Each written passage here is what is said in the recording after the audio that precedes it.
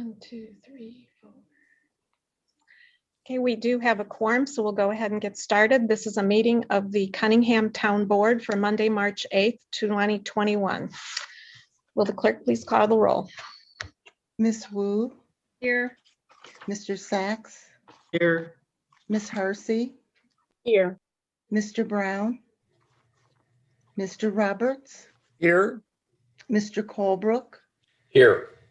Mr. Miller, Mayor Marlin, Here. Miss Chenoweth, Mr. Williams. Here. I would note that Ms. Chenoweth is ill tonight, and so Wayne Williams will be representing the township at this meeting. We have the minutes of the previous meeting from February 8th, 2021. Could I have a motion for approval? I'll make the motion. I'll second. Moved by Dennis, seconded by Mary Alice. Are there any corrections? Okay, will the clerk please call the roll? Miss Wu, Yes. Mr. Sachs, Yes. Miss Hersey, Yes. Mr. Roberts, Yes. Mr. Colebrook. Yes. And let the record reflect that Bill Brown and Jared Miller have joined the meeting. Okay. Are there additions to the agenda? Hearing none, we'll go on to public participation. Does anyone wish to address the Cunningham Town Board?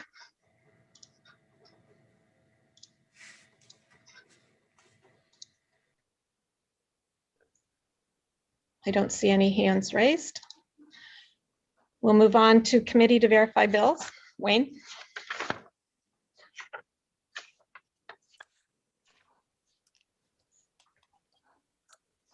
I'm sorry, give me a moment to open up.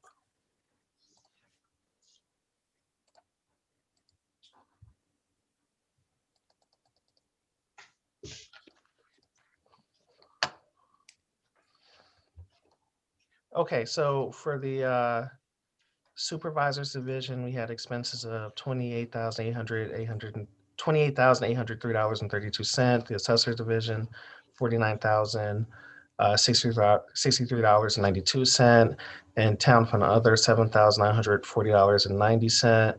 And for the GA fund, expenses of $96,384.49 for a total of $182,192.63. Do you have any questions? Mary Alice? Wayne, I apologize if I've asked this question before, but if I have, so there's this JRM Consulting. Is that on the assessor's budget? It is, yes. So what is remote monitoring and management for 1 year? Is that like tech support? Yeah, so basically that is, it includes the ability for our employees to work remotely, antivirus and malware. It's approximately $15 per machine per month. And we prepaid for the year. And what this represents is basically with us moving to another location, we couldn't use the services that the supervisor that we were sharing in the old location. So that's why we have this additional service. And JRM Consulting, it is a different vendor, but they are, this is the same vendor that our CAMA software and website go through. Okay. And also the CAMA software, which is a separate charge, went from being server-based to cloud-based. Mhm. So it's all integrated. Okay. And then my next question, and maybe you don't have the answer to this, but usually we get the statement from Busey and it's not included this time. Right. So Danielle thought, so this is what you have as a spreadsheet. It's on the last 2 pages. Yep. This is the download from the Busey statement. She thought it'd be easier so then you could see exactly a description. So we thought it would be presenting you more information in this format. But if you don't like it. No, I mean, do. I just was looking for the bill, so it just didn't have a title on it, so I didn't know exactly what that was referring to. I see. So, no, I like that format. All right, those are my questions. Any other questions on the town fund or general assistance fund? Okay, could we have a motion to approve or to place on file? I'll move to place the bills on file. A second. Moved by Jared, seconded by Sharice. Any further discussion? Will the clerk please call the roll? Ms. Wu, Yes. Mr. Sachs, Yes. Ms. Hersey, Yes. Mr. Brown, Yes. Mr. Roberts, Yes. Mr. Colebrook, Yes. Mr. Miller. Yes. That motion passes. Reports of officers. So Danielle submitted her township supervisor report. I am not gonna go into it because I couldn't possibly answer any of the questions about her division, but it is there. I will say, and I talked to Danielle about this earlier today, watch out for an email from her regarding the annual town meeting. We're still looking for guidance from TOI and the public health district. But we'll probably be, Danielle will probably be sending you all an email about that in the coming weeks. As far as the assessor's office goes, we have, we're in Lincoln Square Mall now. We don't have a sign, but I'm going to be working on getting one of those soon that will identify the office. Unfortunately, we have run into a couple hiccups when it comes to, we did lose some data, and we're trying to do our best to kind of work around that. But basically what happened is when we moved from the server to the cloud, some of the data from the server didn't get to the cloud. And by the time we realized it, the backups for the server weren't good enough to retrieve. Or I don't talk tech, but I hope that's understandable enough. That said, we are still entering cards in. I do want to say, and while I don't have the exact numbers yet, and I won't probably for another couple months, home sales are, for lack of a better term, robust in the township and really countywide. So we probably will be looking at an increase in residential assessments this year, payable next year. I'll probably have more to say about that in the coming months, but home sales have been fairly robust, and that will be reflected in the assessments soon. Any questions? Bill? Yeah, Wayne, can you tell us what type of data it was, and then what is the ramifications for having lost that data? Property record card data, and the ramifications are we're just gonna have to re-enter it. So it wasn't a lot, but it's tedious work. So we're just chugging along. Thank you. Any other questions for Wayne? Yeah.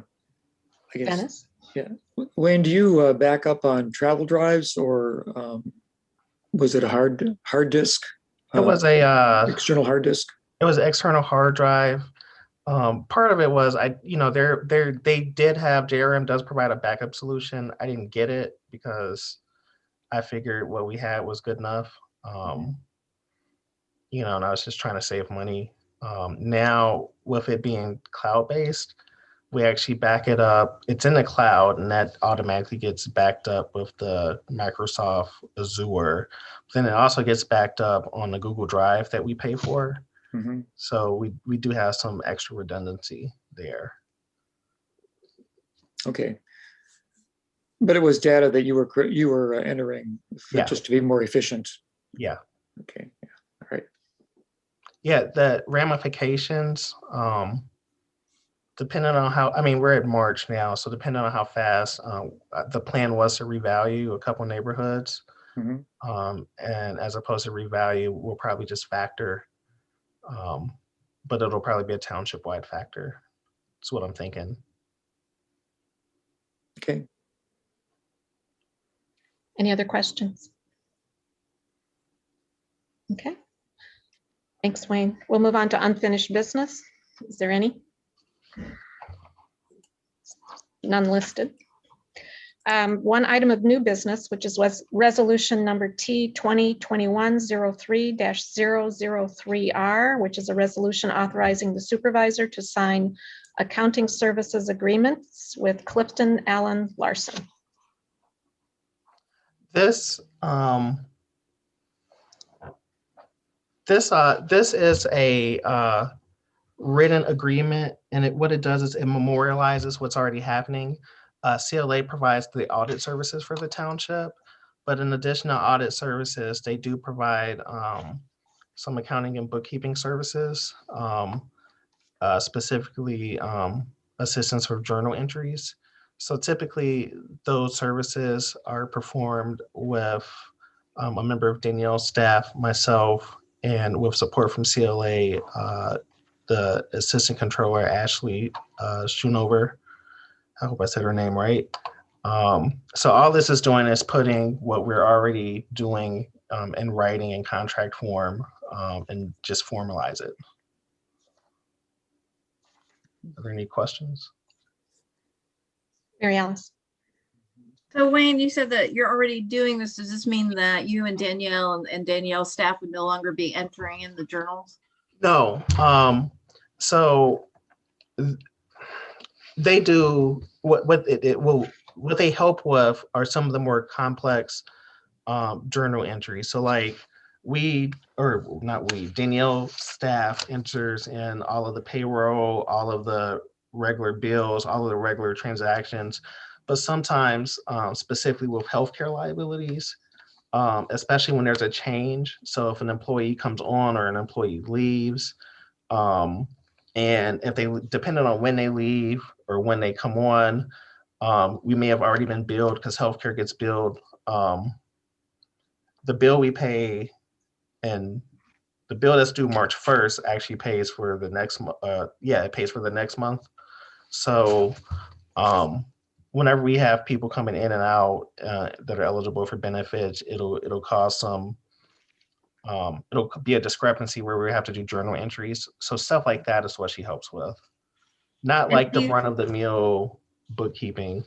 The run of the mill stuff we have under control. It's the that extra stuff. The complex stuff. Yeah. Do you have an estimate on how much will be spent on this contract? Well, we estimate 8 to 16 hours per quarter.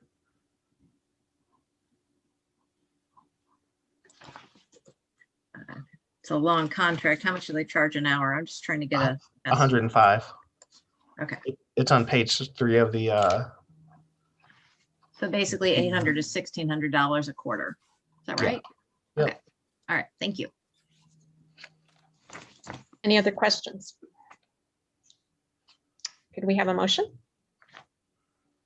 I'll move approval for T 2021-03003R resolution authorizing the supervisor to sign agreements with Clifton Allen Larson for accounting services.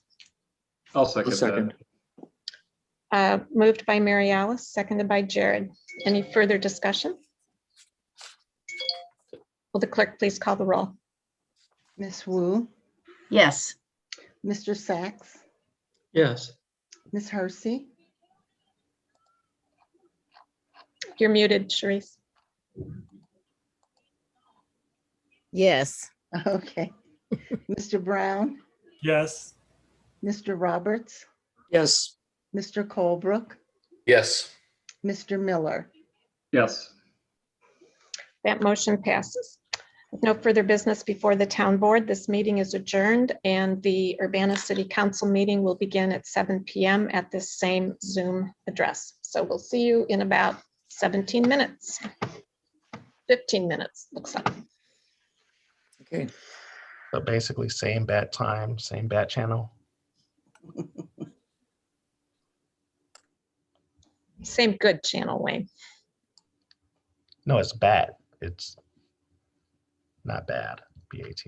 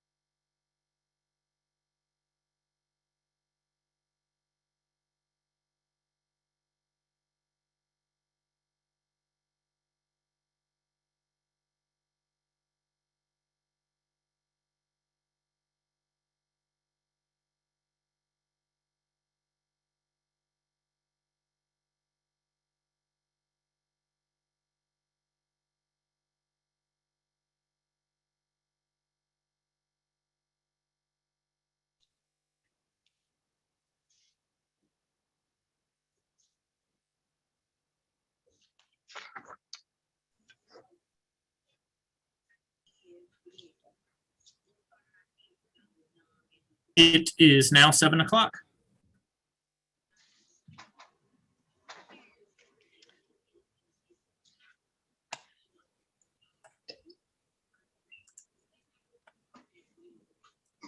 Okay. All right, good evening, everyone. I'd like to call this meeting of the Urbana City Council to order. Will the clerk please call the roll? Miss Wu, Here. Mr. Sachs, Here. Miss Hersey, Here. Mr. Brown, Here. Mr. Roberts, Here, Mr. Colebrook, Here. Mr. Miller, Mayor Marlin. Here. Miller is here. Thank you. Next item on the agenda is approval of minutes. They are not ready for tonight's meeting, so they'll be presented next week at the Committee of the Whole. Next item on the agenda is presentations and public input. We don't have any presentations scheduled for tonight, so we'll move on to public input. First up is Mary Pat McGuire.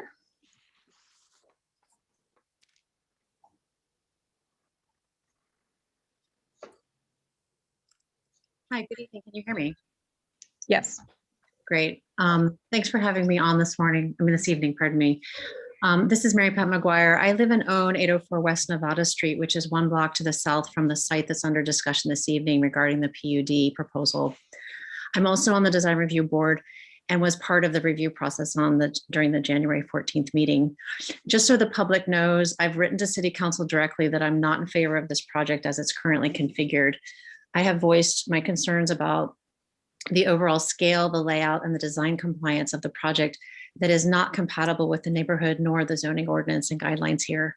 We've all been through the statistics on this project that the applicant is requesting a 50% increase in the FAR, and in exchange is adding large footprints, is endangering beautiful mature canopy trees on the project, and is adding 25% more imperviousness to the site. And yet the proposal adds no net occupational density to the site, which is ironic. But on top of those statistics, the applicant won't adhere to the corridor design guidelines on top of that. It was extremely alarming to hear the architect express during last week's meeting that the developer wants what he wants. They're not willing to meet the context or guidelines of our neighborhood. We are a multicultural neighborhood. We are a multi-generational neighborhood. From Paul DeBevick and Liz Cardman on California, to Betty Anderson on Oregon, to the young people who live on our 800 block of Nevada, we want more compatible design here. This project is not proposed as part of our neighborhood. It is a complete violation of our corridor. It is not diverse, and it's not appropriate to this place. It's exasperating to hear people who don't live here tell us what should be here, and who ignore the corridor compatibility rules and the guidelines that we all live with here. We are a neighborhood, and I'm sure you can understand that, and I hope that you will uphold that tonight. A better approach would be to restore good buildings, of which we know some of the buildings on the site are good houses, and was even mentioned in the staff memo during the November Plan Commission meeting that there are several houses built between 1900 to 1930, which will be forever lost from this neighborhood if this project goes through. A better approach would be to identify the truly dilapidated structures on the property, like the Axiom building on the southwest corner, and to do infill development with much more creative and unique buildings that help to distinguish this historic and valuable front door of Urbana to the university. A better approach would be to incorporate all public input to the process as well. The city has not once connected with the community to work with who lives here and who currently invests here to say, hey, we care about you. What do you think? Even with public input on this project, it seems to be repeatedly ignored. Please listen to the community's concerns this evening. If this project is approved to demolish 2/3 of the city block, it will devalue the corridor and our properties. It has already contributed again to a massive erosion of trust of this community to the city. If you vote no and uphold the compatibility issues and the corridor guidelines, then there is a chance to do something better here. The city, the developer, and a design team and the community have a chance then to work together to think about all of the value added that redevelopment should have here. I ask you to consider the assets that are here, the future of the corridor, and the community that is here today. Please vote no tonight. Thank you for your consideration.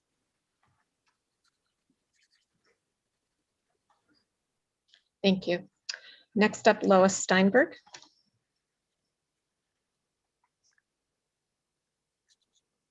Hi, can you hear me? Yes. Okay. Beautiful houses once existed right up to the quad. Every 20 years, the university took a block.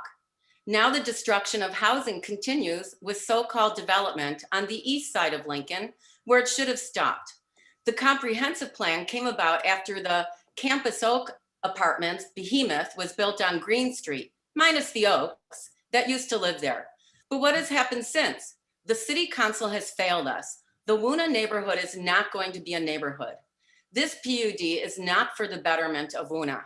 The developers have been pushing out the residents, renters of Woona. The landlords never face consequences for allowing the housing to fall into disrepair. Where does the money go from the rental registration program? Could it be allocated to invest in and repurpose older housing as promised in Mayor Marlin's 2018-2021 priorities? Was there ever a working group developed for this promise? Can the city buy all the houses on this PUD and sell it for $1 to individuals on contract to rehab and flip or live in, maybe giving 10% of the profit back? What happened to the research on potential zoning tools to encourage reuse of older housing stock? Was it ever researched? What happened to rehab grants? What happened to the proposal for developing funding sources for distressed properties in Blight and Woona? Love and stewardship are what these houses need. The rejection by student renters of this older housing stock is due to the glut of new structures and the neglect of the houses. Is the city in cahoots with the rental landlords who milk the property, making it unlivable? We live here because we love Woona. The neighborliness of the residents and renters, the charm, character is not everyone's taste, but the butt ugliness of this PUD behemoth does not belong here. The unapproved siding cladding is only going to last 30 years, becoming more than butt ugly. Is it fair to see dollar signs for the city coffers off the backs of Woona homeowners, good landlords and renters? I looked at the houses on this PUD. They are really good buildings. Okay, the garages need to be torn down, but they are better than other so-called teardowns that have been rehabbed. There will be a domino effect of homeowners leaving the immediate area if this project goes through. And with rental property of this sort dominating the corridor, we will see a continued erosion of the blocks east, faster than every 20 years, one day reaching race. This PUD process has not been transparent, it is flawed, and has not followed standard protocol. Voting yes will be a violation of the Urbana zoning ordinance. Woona has been powerless. Power to Woona. Vote no on this PUD. Thank you for your attention. Thank you. Next up is Liz Cardman.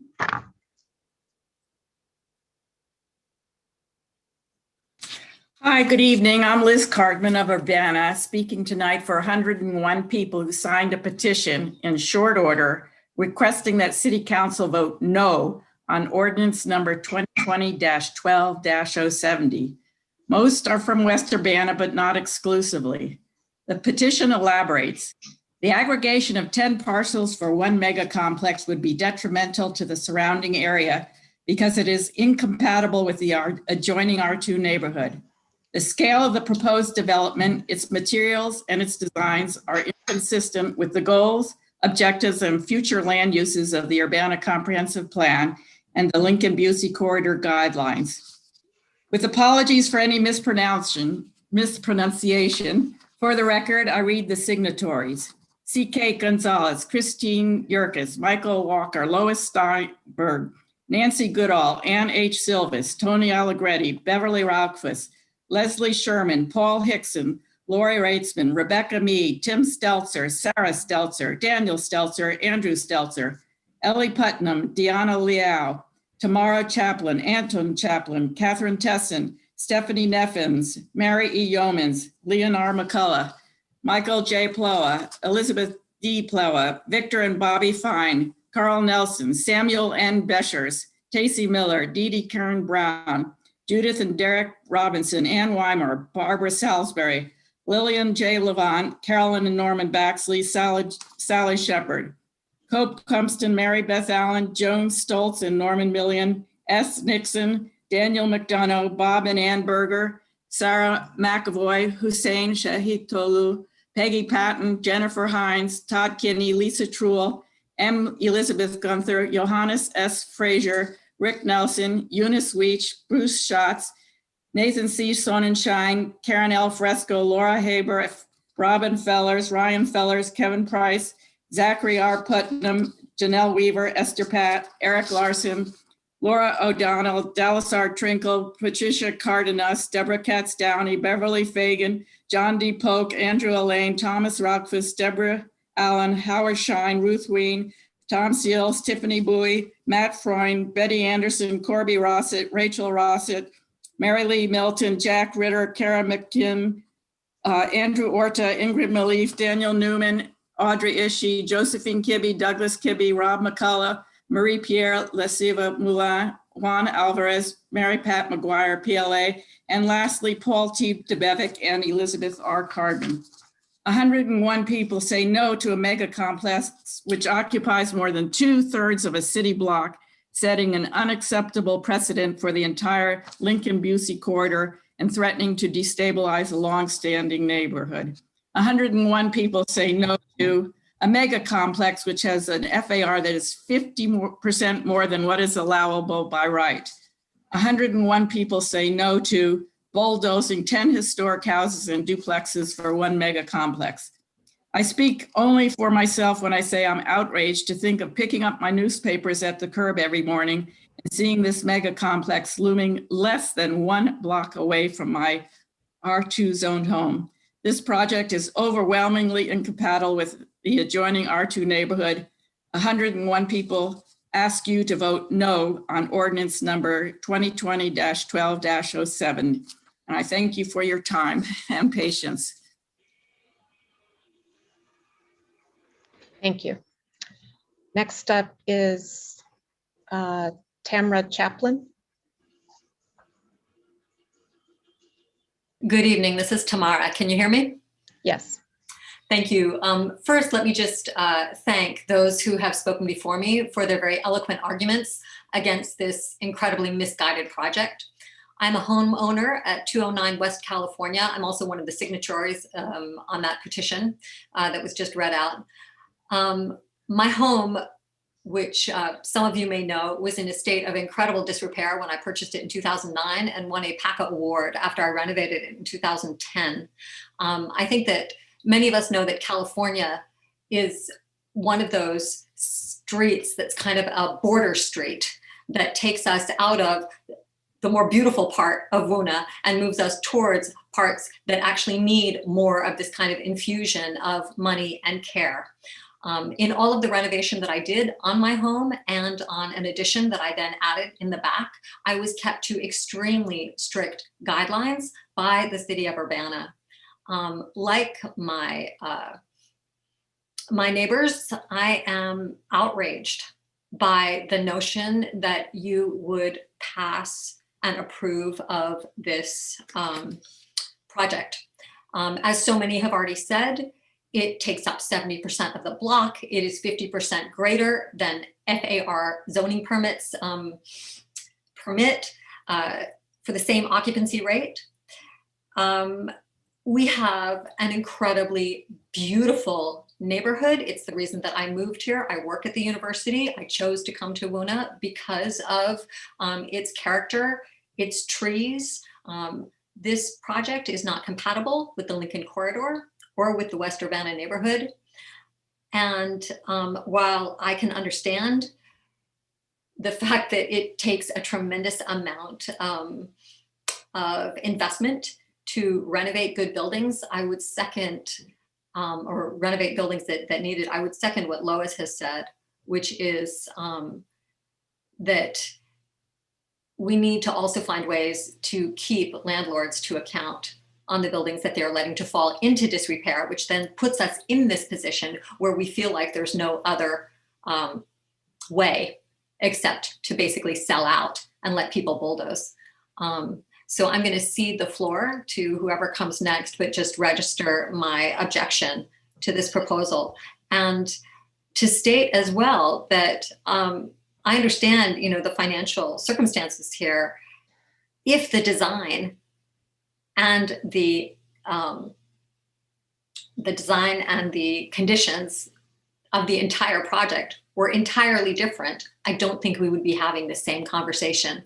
Although I too am very much in favor of renovating the buildings that we have, I do understand that sometimes it's better to take something down and put something new up in its place, but not something like this. So please vote no on this project. Thank you.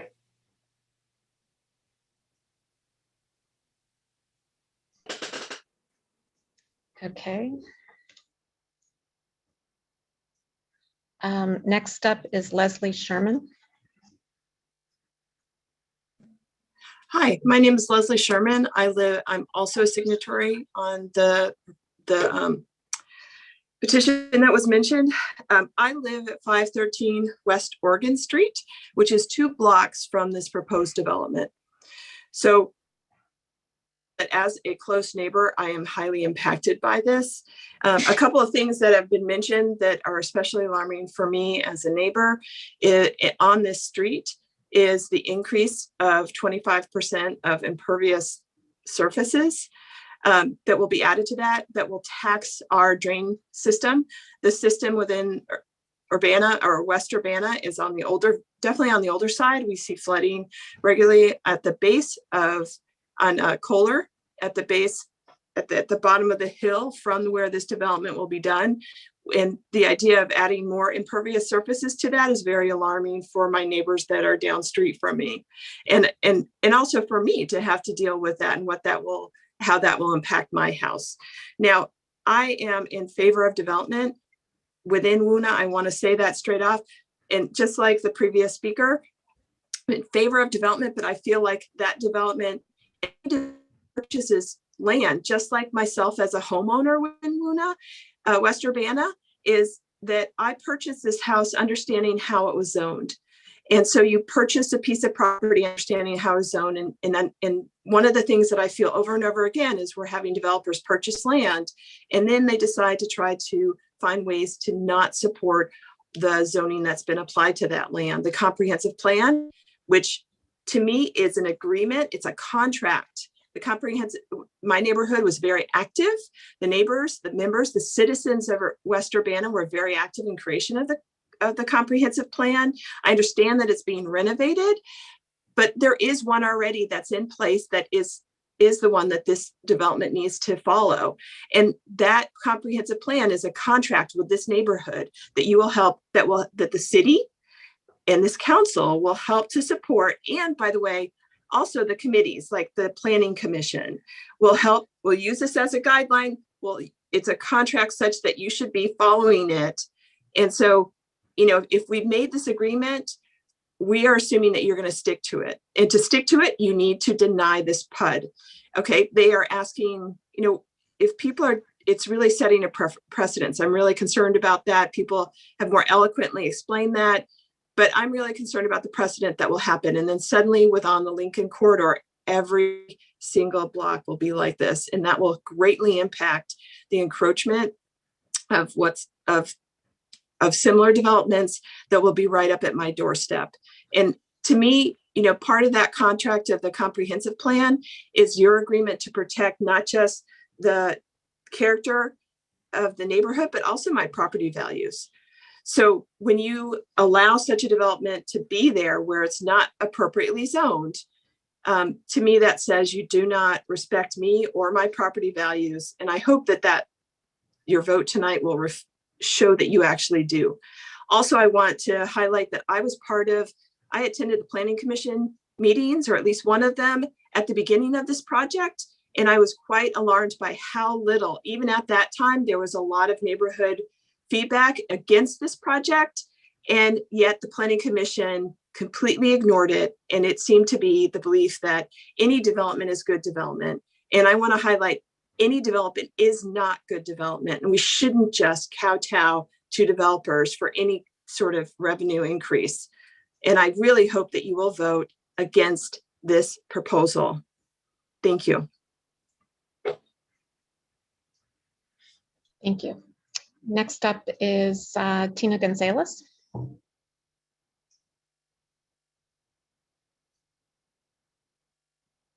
How about now? I'm unmuted. Yes. I'm C.K. Gonzalez. My husband, Michael Walker, and I live at 511 West High Street in Urbana. We ask you to vote no on this planned unit development and on this case. We have owned and rehabilitated 3 properties in this neighborhood. We were active in the development of the comprehensive plan. We were active in the development of the Lincoln-Busey corridor development regulations. We have participated in rehabilitating other portions of this neighborhood. We believed in the process at the city of Urbana. We participated in as citizens. I served on the plan commission for a long time. I served on the city council. I understand the benefit of broadening the tax base. At the same time, this neighborhood is an extraordinary asset to the city of Urbana. It's a livable, walkable, historic neighborhood near the downtown. It brings people to the downtown. It supports a neighborhood school, and it addresses the character and has been preserved for a long time because the neighbors who are all turning out in force one more time care about it. The neighbors are owners, the neighbors are renters, the neighbors are people who want to live in this kind of vibrant neighborhood with some architectural character. Part of the problem with this proposal is how many waivers it seeks. It doesn't comply with the underlying zoning regulations. It doesn't comply with the Lincoln-Busey corridor regulations. When you get to a place where the developer is seeking a waiver for 50% of existing regulations, that's a problem. We ask you, as people who own property here, who live in this neighborhood, who care about the city of Urbana, please turn this down. Ask people, tell them that the published regulations are the published regulations. Ask them to comply with them. There's a reason we have waivers. There's lots of historical, strange things in our lot lines in a neighborhood this old. That doesn't support a 50% waiver of the floor area ratio. It doesn't support not complying with the design regulations. And we ask you, please hold them to the regulations that we are held to, and please respect the historic character of this neighborhood. Thank you for listening to us. Please vote no.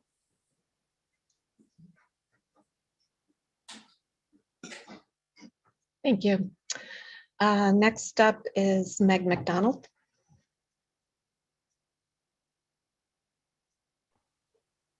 Hello, can you hear me? Yes. Great. Dear City Council, my name is Meg McDonald. I live and work in Ward 5. My pronouns are she, they. I didn't really have anything to comment on today's agenda. I did want to check in about a couple of issues, but now that I've heard all these people from WUNA speak up, it's kind of bringing back a flashback to one of my first City Council meetings in 2016, trying to save a group of historic houses on Lincoln Avenue, and you all vote, besides Dennis and Aaron Ammons, you all voted against that. So I hope that that doesn't happen tonight. And I wish everybody in WUNA good luck with that. Another issue, the COVID grant money, what have we spent it on? Testing for county employees is what I understand so far. Is that it? We didn't give any of that COVID grant money to the police for that $10,000 in riot gear they were seeking, right? Just want to double check. We could use grant money, the COVID grant money, to increase grocery store worker wages for a certain amount of time. They've passed similar ordinances in other towns. They've called it hero pay. I commented the link to an example when the city's Facebook was being used to promote the mayor's supermarket employee holiday right before the primary election. We as Urbana residents should be innovative and compassionate with that COVID grant money, looking out for our most vulnerable in our community. Moving on, I am disappointed in the results of the primary election, but I am not surprised or discouraged. I hope you all are humbled and remember that you work for us, not that you all work for the mayor. Only 1,000 something people voted for the mayor in Urbana. less than 400 people voted in Ward 5. I received almost 30% of that vote.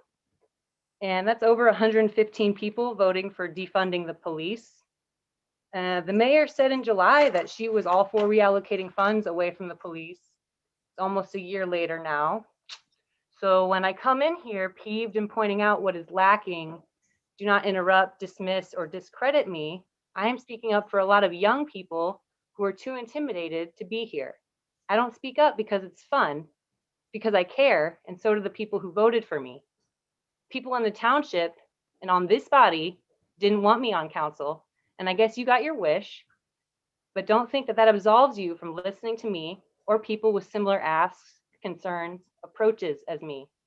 People are hurting badly, and I hope you realize that you had opponents in your elections because people don't see you caring enough with concrete policy changes or funds shifted. Another thing I'd like to ask is that you are more transparent in general and out there with info about the Emulsicoat in Ward 5. So when is that town hall meeting again? It's like April 6th, that might be wrong. So could the mayor or Dennis post on the Historic East Urbana Facebook page like they were, so people can put that on their calendar?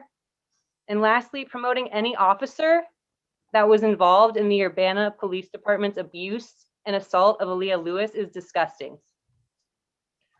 Is the use of force policy even updated yet, or are we still just passing resolutions? Thanks.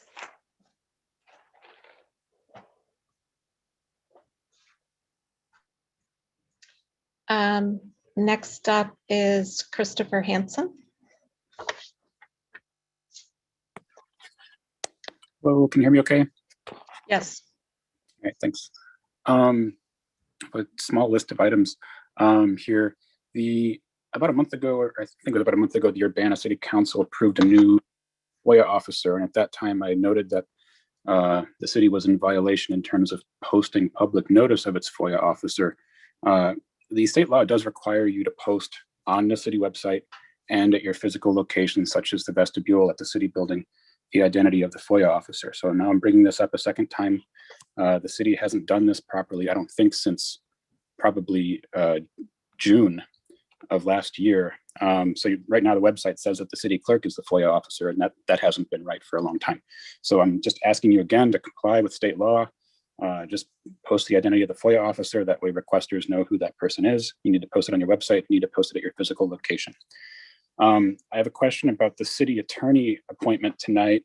I'm wondering why the city didn't appear to have gone through a selection process. Maybe you did, it just wasn't very publicly noticeable. But last time you hired a city attorney, you interviewed a number of people. This time it just seems to be a quick appointment.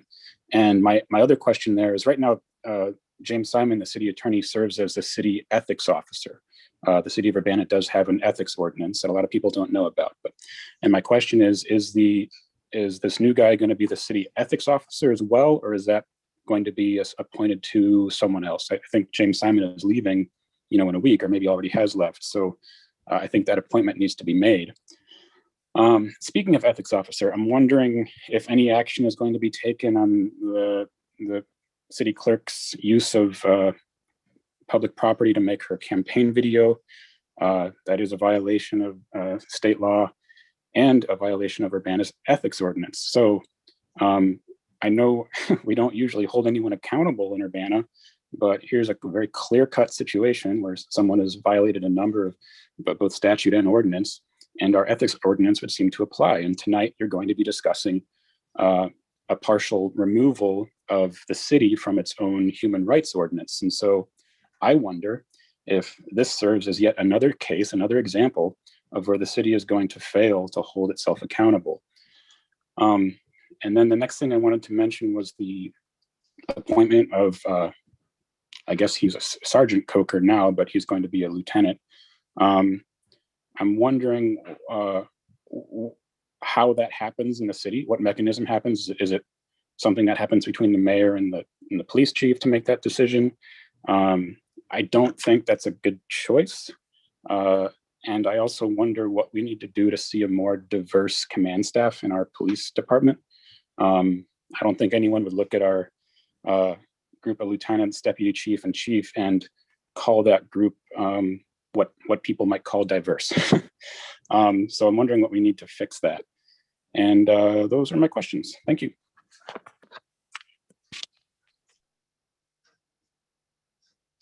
Thank you. Next up is Audrey Ishii.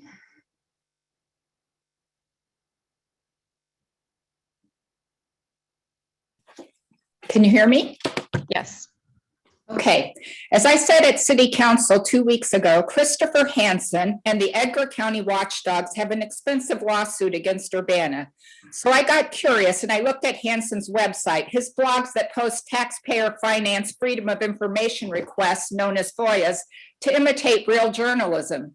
In addition to maliciously describing the city and everyone in it as unlawful, illegal, and criminal, he violates privacy norms such as posting the mortgage of a city employee. He even violates his own privacy, posting up FOIAs covering his own complaints. So I ordered those FOIAs and I found 2 911 calls of May and October 2019 for what he alleged were attempted bicycle thefts. In neither case had he actually lost a bicycle. In the first case, 2 black boys simply passed from the alley to the street on a paved driveway, and yet he called 911 and chased them from Illinois Street down Broadway, past Black Dog to the 25 o'clock, where he forcibly, against their will, stuck his cell phone in their faces. In defense against this obvious Karen-style vigilante, one photographed him. During this ordeal, he called 911 more than once and refused Metcalf instructions to stand still, continuing to chase. When the police finally found him, he claimed attempted bike theft, criminal trespass, and battery for knocking the phone he was sticking in their face after they clearly told him to stop. He wanted those boys arrested based on his say-so. Well, let's just look at how much Hansen's say-so is really worth. After I spoke last week, Hansen got to respond immediately. He stated, "I did not call 911 for those situations. I understand the police are trying to smear me." Metcalf reports that he called 911 at 2:11 p.m. and again at 2:23, refusing Metcalf instructions to stop and pull over. At 2:29, he alleged he was battered by a boy, and he continued to chase until the police found him at 2:31. Reading this police report, it took a while for my own white privilege to sink in. Because if my sons were stalked around town by a muscular man who summons the police for cutting through his property that isn't even posted as private and photographed repeatedly against their explicit will, he would have been served with a lawsuit the very next day, and he wouldn't be doing that to anyone else's children. Vigilantism has no place in Urbana. Finally, in response to the publicly available counts of police complaints and FOIAs, Hansen stated that, "I don't know where all those numbers are coming from." 2 days later, in front of the Civilian Police Review Board, he told them that his identity was leaked by them or city staff, saying, "That's the real deal. That's what happened." His voice cracked with hurt and betrayal, and the board seemed to swallow this fiction, taking 20 minutes to discuss who could have leaked this information that he knew had been posted on his own website. Calling Hansen a journalist for blogging the stories he creates is like calling an arsonist a volunteer fireman for putting out the fires he starts, except that Hansen is not putting out his fires, he's charging us for them. Urbana police did not arrest Hansen in May for making a false report or chasing children. They de-escalated him instead. They warned him what the boy said about his reputation. In October, they made it clear his bike wasn't locked. They didn't say it, but it was obviously a bait bike. Hansen then went from being a predator that stalks children to one that stalks the police as well. He has stuck himself in every possible police interaction so he can FOIA reports and body cam. He records police traffic from his houses on Illinois Street, so they have to write up a report on the officer that did 37 instead of 30. And then he appealed the 60 of 81 complaints in which he thinks he comes off as reasonable for hearings before the Civilian Police Review Board. We all have better uses for our civic time and money than feeding one man's sad power trip. We know who and what he is. Let's move on now, please. Thank you.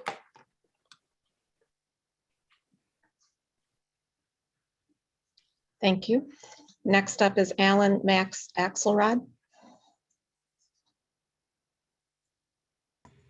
Good evening. Can you hear me? Yes. All righty. So I'm going to start off with Black Lives Matter. This is going to come up quite a few times during the public comments. Firstly, in response to the previous speaker, Audrey, who did not listen to the November 2020 listening session remarks by Chris Hansen, who basically swore off helping the police in the ways that he understood it. It seems like this is cancel culture. And that someone with white privilege should take the time to understand what is meaningful accountability and what is she doing. Now, that said, I also have some additional things I want to say to the folks who are speaking out against this rental development. That one, in solidarity with you, I'm sorry I didn't see the petition. Please count me as a supporter in that effort. I do want to make some brief class analysis here, which is to say that the income in the area that is being described is significantly higher than the income in, say, Lincoln and University, where there was quite a few housing units demolished as part of a sale of recategorized properties that then resulted in the development of townhomes. Now, I think both of these redevelopment efforts should not happen or should not have happened. But I also want to say that I have a belief or a bias that because there are wealthier people and more importantly, homeowners who are speaking up, that they are going to be successful. And when 1/3 of Black community members nationwide are homeowners as compared to 2/3 of white community members, seems like a systemic race issue. So I just want to say, City Council, please do not pass 2020-1207, pretty much exactly as the folks here are demanding, but also keep that in mind for future developments, because the historically Black areas of Urbana are becoming more white. They're no longer majority Black for one particular census tract. There's no longer life expectancy data there because it's so populated with college students per capita that it risks identifying individual deaths in the community, which is against the CDC privacy guidelines, which is why that data is no longer available. How can we say Black Lives Matter if we don't fight for Black housing, if we don't fight for Black community developments, keeping their character? I also wanted to ask the City Council who it was that gave them the idea that water shutoffs ever stopped. Now, we had a back and forth over the last month where the City Council at first thought that water shutoffs had stopped. Then the city manager looked into it and honestly said that they had not. Who gave you all that idea? That wasn't in the Illinois Commerce Commission press releases. And, you know, we'll find out, but it'd be better to hear from you. I also wanted to say, despite all the state press releases, despite all the local press releases, despite the canvassing, despite the distribution of mailers to sign up for the low-income home energy assistance program, our LIHEAP season during this pandemic started 2 months early. It ends at the end of April. Despite all of this, almost 100,000 less, more like about 50 to 80,000 actually, less people have signed up for LIHEAP.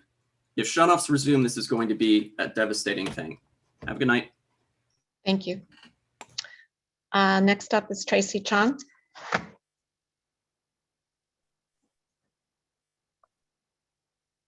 Hi, can you hear me? Yes. Okay, hi, I'm Tracy Chong. I live in the Wuna neighborhood where the PUD is being discussed. I have also been kind of upset about city council meetings for more than a year, speaking every week. But I will try to speak calmly and speak calmer than the wife of the disgruntled ex-FOIA officer that got Urbana into the lawsuit that you guys lost. So last city council meeting was interesting. You guys refused to talk about issues that actually matter, like how government officials, city staff, and the police department can be held accountable, hold itself to standards the city hold others to, or how the city can operate more transparently. Instead, you spend more than 2 hours finding every reason to not support the well thought out development plan for the PUD request. The discussion could not have gone more ridiculous when some council members started nitpicking on the color and shape of stones as a reason for not supporting the PUD, because that's what the neighborhood wants. I don't know, seems to me like you guys are really overcompensating and trying to show that council can spend time discussing important issues when you actually don't discuss the important issues. Let's be clear about what we've been asking for more than a year. We want you to have the same level of engagement, talking about policing, transparency, accountability, writing what was wrongly done to Aaliyah Lewis, the taser misconduct incident that no one wants to discuss, and so on. Not the color of some walls. Let's be even clearer. The neighborhood that you are referring to is just a small handful of residents, like Council Member Eric Sachs, whose only concern is that the property values will be affected. This same small group that wants to maintain the status quo of Wuna and are against any form of development that would bring in more diversity. 101 people out of 10 to 20,000 residents in the neighborhood is not the neighborhood. Thank goodness for sane voices like Council Member Colebrook, and the developer's representative who showed the actual condition of the houses. They also gave very reasonable explanations for the waivers and zoning ask that has been brought up. Some people are going to say, oh, everything can be restored. But please consider the real world feasibility and economics of this, and not in the fantasy world of privileged NIMBYs who are trying to represent themselves as the neighborhood. Some might say that you should sell the house for $1. Where's the rest of the $150,000 to restore the house coming from? I'm also the neighborhood. I'm also part of Wuna, and I urge you to vote yes. The next point is Sergeant Coker really getting a promotion after all that he has done in the past year? Taking part in the beating of an innocent woman, exhibiting sexist behavior, assaulting a woman because she's not acting like a lady? Sergeant Coker also stopped and handcuffed a civilian who in no way matched a suspect's description, except that he was Black. Sergeant Coker has also been documented to show disdain for members of the public that are exercising their right to observe the police. This kind of attitude towards civilians who feel responsible for police oversight is unacceptable when interactions with the police officers can rapidly escalate into assault and even death. Sergeant Coker has not been held accountable for his actions. At this point, I have no hope that police officers who beat Aaliyah Lewis would be held accountable for their actions. The very least you can do is not approve his promotion. If you do, think of the message you are sending to other UPD police officers and the public. Finally, if the city is serious about increasing diversity and promoting equity, having 5 middle-aged white men at the top of the UPD command staff is as far backwards as you can go in terms of diversity. Thank you.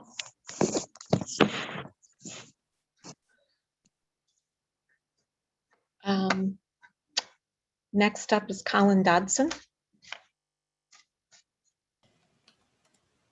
Hi, yes, can you hear me? Yes. Thank you very much. I haven't made a point of properly introducing myself before, so that's how I want to start tonight. My name is Colin Dodson. My pronouns are they, them. I am not Mr. Dodson. Please refer to me as Colin or Colin Dodson. I'm also running for City Council in Ward 2 and look forward to the opportunity to serve the residents of my ward and Urbana as a whole. Speaking to the comments about the PUD, I do want to emphasize one point that came up. Speaking as a renter in Ward 2, I would like to say, yes, let's please hold landlords accountable, more so than we currently are. The two things I really want to talk about, first, I do want to say thank you to the council for taking the HRO back to committee. And I really do appreciate many of the changes that have been made. If I might make a further suggestion, it may help to ensure that the requirements of the Human Rights Ordinance are also matched up one for one with Code of Conduct for all city employees and elected officials, and that these documents are made public so that the residents of Urbana can at least help to some extent to hold officials accountable. Second, I want to echo the points James Corey Coker should not be promoted to lieutenant, especially considering his involvement in the cases already mentioned. And again, this stands directly against the city's commitments to challenging white supremacy and ending structural racism, and honestly will impede any material movement towards implementing adequate de-escalation policies when leadership in the police department are very clearly extremely likely to be uncooperative in that aim, seeing as they've cases like this where they have not de-escalated. Thank you very much for your time. Have a good night. Thank you. Next up is Marie-Pierre Olasiva Moulin. Yes, can you hear me? Yes. All right, so I didn't prepare for this meeting, so my statement will be quite short. I am a signatory on the petition to vote no for this PUD 2020-12-070. I live on the 800 West Nevada block. I am a homeowner, and for a lady who spoke earlier, I am a Black woman. And we trusted the city's zoning rules, and that's why we bought our house many years ago. And like previous speakers who spoke before me, I'm not going to restate the reasons they've stated to vote against this PUD. But this project has a 50% FAR greater in capacity than what is allowed in R2 zoning. And I feel that there is a cynical flavor. People talk about diversity. They want more people. They want more money, I guess. But we are not against business development. We are against the ugliness of what this PUD is proposing for our neighborhood. Don't think 1 second that when you are a minority, and I don't consider this word badly, even though I think there is a bad connotation behind it, that we want to live in places where it will destroy our neighborhood. 101 people say no, and that group of people is well diverse.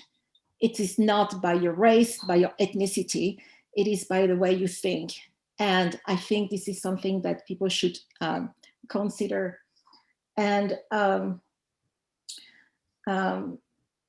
also someone said that if we had this building in the neighborhood, it will decrease our property values. And I definitely agree with that. So please vote no, and thank you.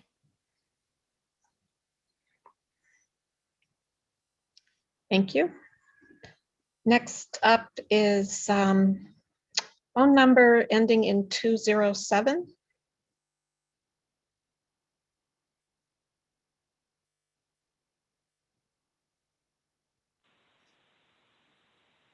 Can you unmute?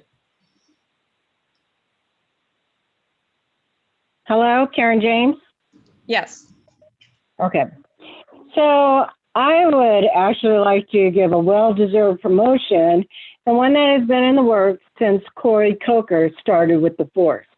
I have lived in Urbana and been a property owner for 23 years. I'm not sure how many years Corey has been on the force when I moved here, but I am sure a few more than I have known him. He had worked at the middle school when I had 2 of my 3 children there. I am thankful for the time and felt safe for my children to be there. He was also there both times I needed a calming force to guide me through a situation in the middle school setting. He was also there Friday night footballs when my oldest son played varsity for Urbana High School. I would see him on the grounds making sure everyone was safe to enjoy the game, and maybe a time or two to stop at concessions for some popcorn or soda, maybe. My family lives a block from the police department.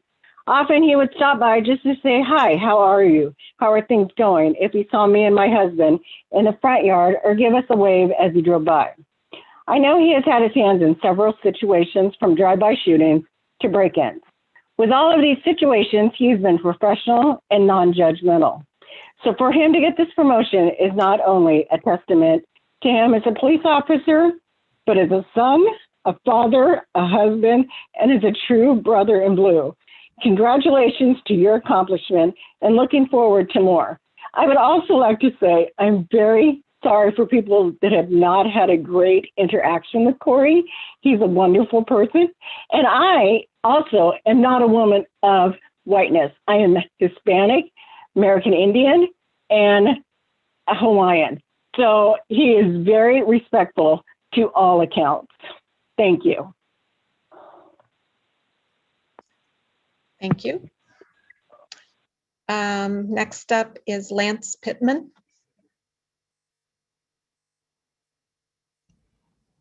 Hi, can you hear me? Yes.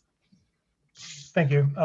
I just want to comment on, I oppose the appointment promotion of Sergeant Coker to Lieutenant. The Aaliyah Lewis arrest was on April 10th, 2020. I just want to remind people of the timing of this. This is April 10th, 2020. As we know, the COVID-19 story was ramping up in September, November, December of 2019. We knew it was a foreign story at that point. Failures of the US government meant that we, myself included, didn't understand the nature of the pandemic until 2020. In January, February 2020, high administration officials in the Trump administration were warning Trump that he was risking his reelection if he didn't take this seriously. And then there was the market crash in 2020. Why do I bring this up? Well, let's just measure by the Dow Jones on March 9th, Monday, March 9th, 2020, Black Monday, as they called it, minus 8% on the Dow Jones. Thursday, March 12th, minus 10% on the Dow Jones. Monday, March 16th, minus 13% on the Dow Jones. I don't say this to like deify the Dow Jones in any way. I'm just saying that like there is no way that anyone could have missed this. In 2019, you could have said, I was ignorant. I didn't know that, you know, COVID-19 was in the US. I just watched Fox News or listened to Trump or whatever. And then our highest level administration officials in the national government were covering it up, or at least not helping us to understand what was going on.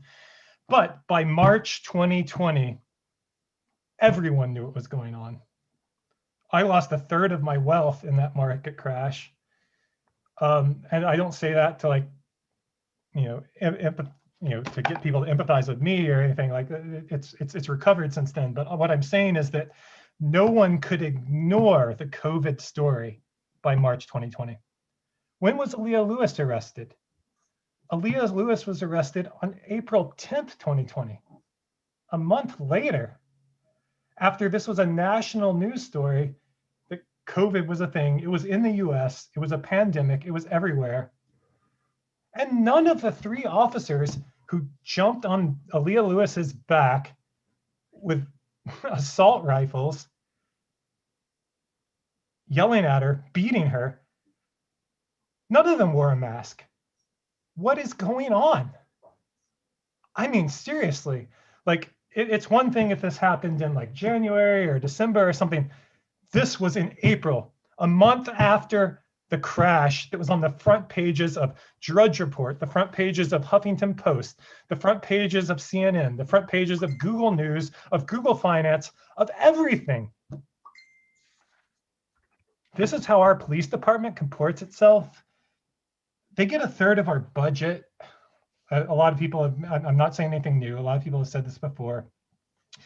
There's been a COVID outbreak in the county jail for a year. Our police go around without masks, beating people, putting them in prison for things they didn't do, and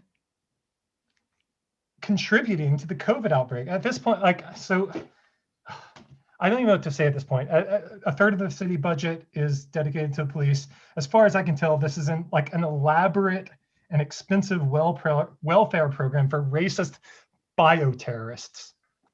I'll end my comment there. Thank you.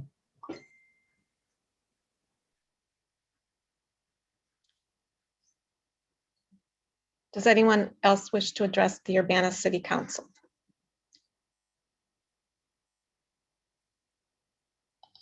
Betty Anderson, did I see a hand up? Yes, okay. Go ahead, Betty. You need to unmute. Good? Yes. Is that better? Okay. So I'm the old lady, the born citizen from this town, and my property is at 713 West Oregon. I am in visible range of this PUD. And I've written several letters. I hired Burns Clancy to illustrate to the city the inadequacy of the sewer and stormwater drainage system in my area. I renovated my house, as did one of the speakers earlier, with enormous number of regulations given to me by the city council at that time. And of course, I live at, I'm sorry, I didn't say, 713 West Oregon. And so there's a large tree in my backyard. It's the largest tree in Champaign County, the linden tree. There is also a branch of the boneyard that comes down the middle of Lincoln Avenue under the little troll house next to my house, which is called the Nathan Ricker House. I don't know if you're aware of it, but it's the white Spanish style house that has historic designation now. And it goes catty corner down to the corner of Oregon and Kohler, where the stormwater and sewage systems are inadequate already at this time, as they have been on Busey Avenue by my house, where the stormwater encroaches up to a foot next to my house. So I'm just kind of concerned that, you know, we as citizens pay for taxes to fix up the Urbana High School and preserve that in the junior high school. And we have a comprehensive plan that's not being adhered to. So I'm just wondering why the city council and the planning committee and all the other little committees between November and February somehow in our university setting were unable to allow public comment due to the inadequacy or the failure of the Zoom system in our town to allow public comment, and shove this through in the dark of night. And I just wanted to tell you that there are consequences for the failure of contracts. And my feeling is very, very strong, which is why I fought for the historic designation of the Nathan Ricker House. And as Denny will fight vigorously for the Huber House across the street from me, also a Nathan Ricker house. We're going to sit here on our properties till the end of my life, until the end of my children's life. And we're going to keep asking you why you failed to follow the comprehensive plan. If you fail to follow the comprehensive plan and have no reason or interest in following the comprehensive plan, then perhaps you should consider the ending of a comprehensive plan, because if you don't follow it, what's the point? And there you go. I am not appreciative of the fact that any racial bias is coming into here, because we have, those of us in this town have been incredibly supportive. I personally also helped to fight against the property on about a block north of Lincoln, a block north of University, becoming a gambling center at the Crossrock, where the children go to school in North Lincoln Avenue. I don't know whoever allowed the retreat to come in or any of those other heinous properties along University. And I am just unhappy that the city council is not going to listen to us, because we're going to sit here and we're going to keep coming back. And you need to understand that, because it's not going to get better until we get someone to listen to us. And I don't see a lot of really interested people here watching from your side. So Good luck with this and thank you. Next up is Sarah Nixon.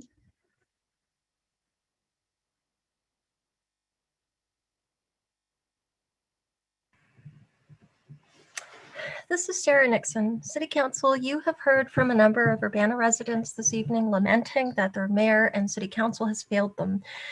I'm here to add my voice to theirs and to ask you not to fail another Urbana resident. Mayor Marlin is seeking your approval to elevate to the position of lieutenant Urbana Police Sergeant James Corey Coker, who participated in and oversaw the violent beating of an innocent young African-American Urbana resident last April 10th.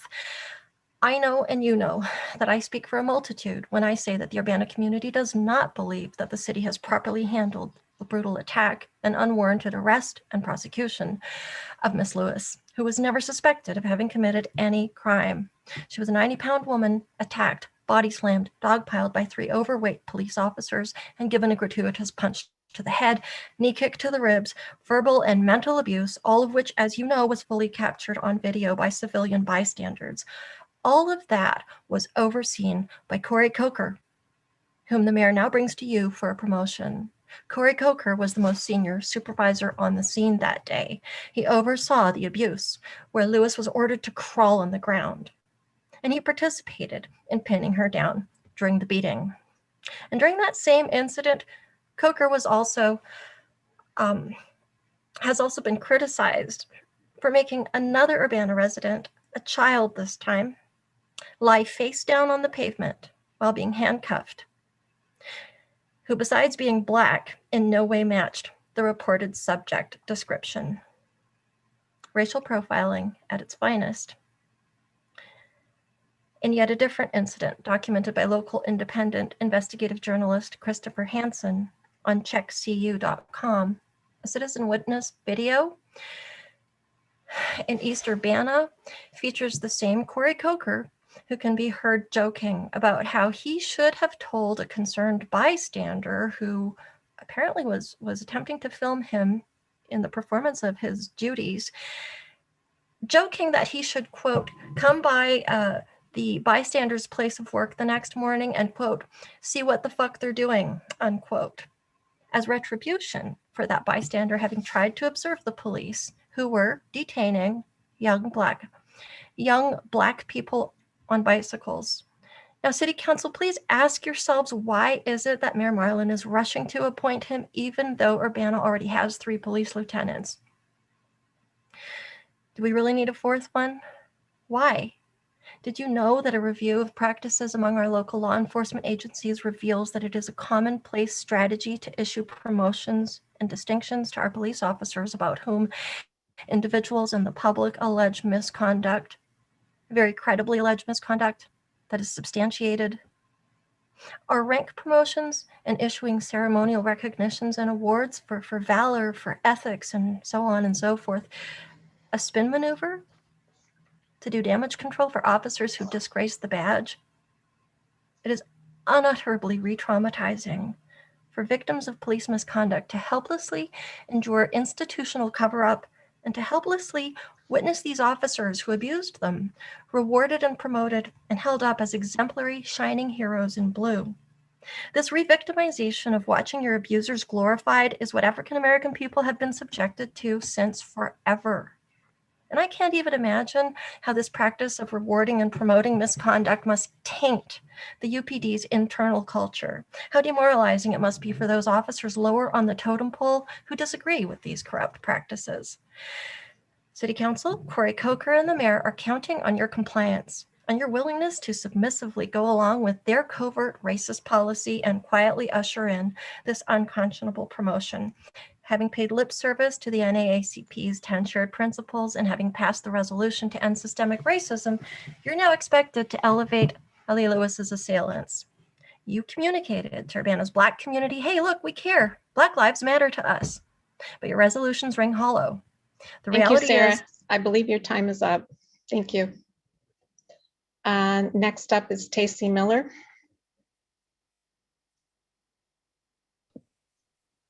Hi. My name is Tacey Miller and I live in the 700 block of West California Avenue. I'm a newcomer to West Urbana. Having moved here only a few years ago, I bought the old Paley house. I'm asking that you vote no on the PUD ordinance. I moved here for the quality of life, all the things that were listed in the top 10 neighborhoods of 2007. But I have to say, in my short time here, I've seen rapid deterioration of the neighborhood. A lot of old houses that used to be rentals for students not getting rented, vacancies going on for entire years, sometimes 2 years at a time. I'd see this on my walks with my dog. And seen a lot of new apartment buildings going up everywhere. I mean, every time I would go away for a short period of time and come back, it seems like there's a new building, apartment building. So I don't think we're building new apartment buildings because there's a housing shortage. I'm not, it seems that it's development for development's sake. I too would like to voice my vote for rehabbing old properties. I would love to see, and I've talked to people about this before, and I'm not quite sure how to get it off the ground.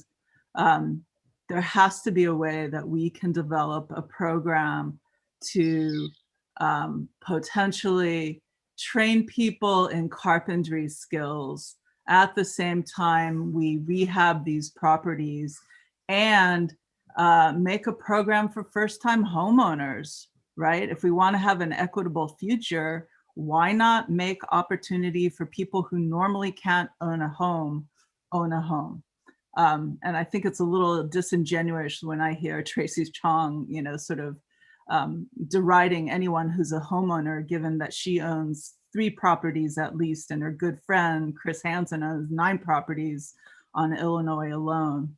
For all the reasons that everybody stated, the 50% greater footprint in zoning permits, taking up 70% of the block, the flooding, the loss of mature canopy trees, and I would like to add the issue of converting what used to be multiple driveways into one single entry exit point onto West California.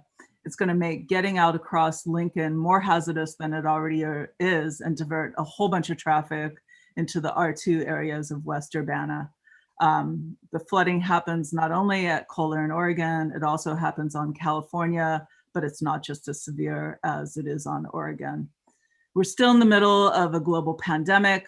What the new normal is going to look like is not clear to anyone yet. We've had a tumultuous year with social justice, and we're striving to create a more equitable future. It just doesn't seem the time to give a developer a whole bunch of variances for a project that isn't future-proof. I hope you will vote no tonight, and may we keep buildings that are incompatible out. Again, as Tamara said, I'm not against development. Let's have the right kind of development for the town of Urbana. Thank you. Okay. We have no other hands up, and we have reached the end of the hour for public input. So we'll move on to council input and communications. Does anyone have anything to say? Mary Alice? Yeah, so I just wanted to let council and the public know that Charisse is working hard at equity in terms of the COVID vaccines. She's been working with the public health district and trying to get the African-American population vaccinated. So I think she's been doing this on her own, well, not on her own, with the help of a couple of other individuals. She's been signing people up, and I think you've got 78 people now on your list, Charisse. Is that right? So I just wanted to let everybody know that she's been working hard at something that is not equitable at the moment. So we don't have equal distribution of African-American populations getting vaccinated in proportion to their population. So thank you, Charisse, for all that work. Thank you, Mary Alice, for saying that. I was trying to kind of keep that on the down low a little bit. But yes, I had a conversation with Julie Pride, and we've emailed back and forth, and I just wanted to I know I've had a difficult time and I'm still having a difficult time getting an appointment. And I knew that if I was having a difficult time, there were probably several other people. So I got some help from some people and managed to get about 77 people inoculated, are scheduled for a vaccination. So that's about it. And that's it. Any other council comments? Okay. Additions to the agenda, there are none. There's no unfinished business. We'll move on to reports of the Committee of the Whole. We have a consent agenda. Bill Colbert. Thank you, ma'am. The Committee of the Whole met last Monday, March 1st. And like the mayor said, there are items on the consent agenda, but it's my understanding that the first three listed A, B, and C are going to be pulled off of the consent agenda and put, I believe, in the regular agenda. Is that correct? Well, they'll be considered after the last three items in the consent agenda. Yes. Okay. So I'll read the three resolutions as part of the consent agenda. Resolution number 2021-03-008R, a resolution authorizing a federal excise equipment cooperation agreement with the Illinois Department of Natural Resources. Second one is resolution number 2021-03-009R, a resolution for improvement under the Illinois Highway Code, state motor fuel tax for Lincoln and Springfield resurfacing project. And lastly, the resolution number 2021-03-010R, a resolution for improvement under the Illinois Highway Code, state motor fuel tax for Race Street resurfacing project. On behalf of the committee, I move for approval. There's a second. Moved by Bill Colbrook, seconded by Jared. Will the clerk please call the roll? I actually have a question for you. First of all, I'd like to apologize. This laptop keeps kicking me out of this Zoom thing. But my question to you is, are you passing this, or is this just something that's going to go to the other part of the agenda, to the regular agenda item? Is that what this is about? These three were passing. You're passing them as they are, or are you going to move them off the consent agenda? These are the three that will be passed as they are. And then there's items A, B, and C on the consent agenda are being moved off the consent agenda. Okay, so then these are the resolutions, is that correct? Correct. Okay. All right, here we go. Ms. Wu? Yes. Mr. Sachs? Yes. Ms. Hersey? Yes. Mr. Brown? Yes. Mr. Roberts? Mr. Roberts? Yeah. Yes. Okay. Mr. Colebrook? Yes. Mr. Miller? Yes. That motion passes. So moved off of the consent agenda was ordinance number 2021-03-005, an ordinance approving an amendment to a solar facility ground lease central. Although it was on the consent agenda, on behalf of the committee, I move for approval. I'll second.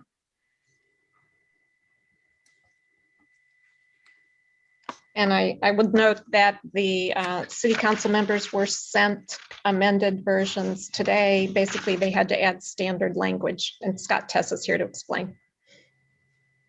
Good evening, Mayor and Council. Apologies for having pulled this off of consent agenda. And thank you to Wendy Hundley in the clerk's office who caught these technical deficiencies. There's just a couple of things that were not in the original ordinances that relate to passing this as an ordinance rather than a resolution that we need to, as floor amendments, add into the ordinances.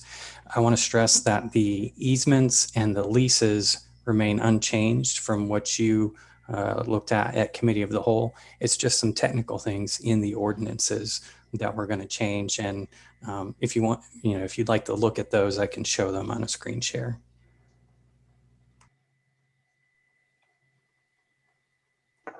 it might, I'd like to see them. yeah, it might be good to see them at least for one instance, just for everybody's awareness. Because the wording, I believe, is all the same, isn't it? Yeah.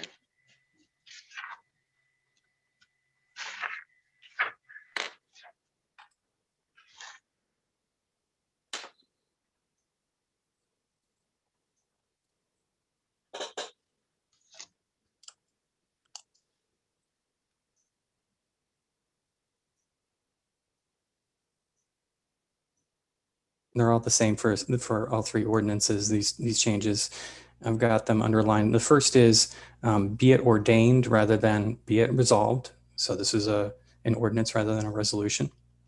And then the section 2 and 3 and 4. And what I originally sent you, I overcopied. I copied too much. It should have ended at corporate authorities, not to all three ordinances. If you look back at the memo, the quotation mark ends at authorities, but this should apply to all three ordinances. So section 3 and 4, and also be it ordained rather than be it resolved. So actually, the correct motion should be move approval of this ordinance as amended. I was just going to say that. So yes, on behalf of the committee, I move for approval of this ordinance as stated with the amendments as stated by Mr. Scott Tess. And I will second that. Any discussion? Will clerk please call the roll? There's one more technicality before we go forward. When you guys removed that from the consent agenda, you needed to have a motion and a second to remove that from the agenda to the right place, which is where it is now. So I should have said something then, but I was muted. Okay, well, I can handle that. Okay.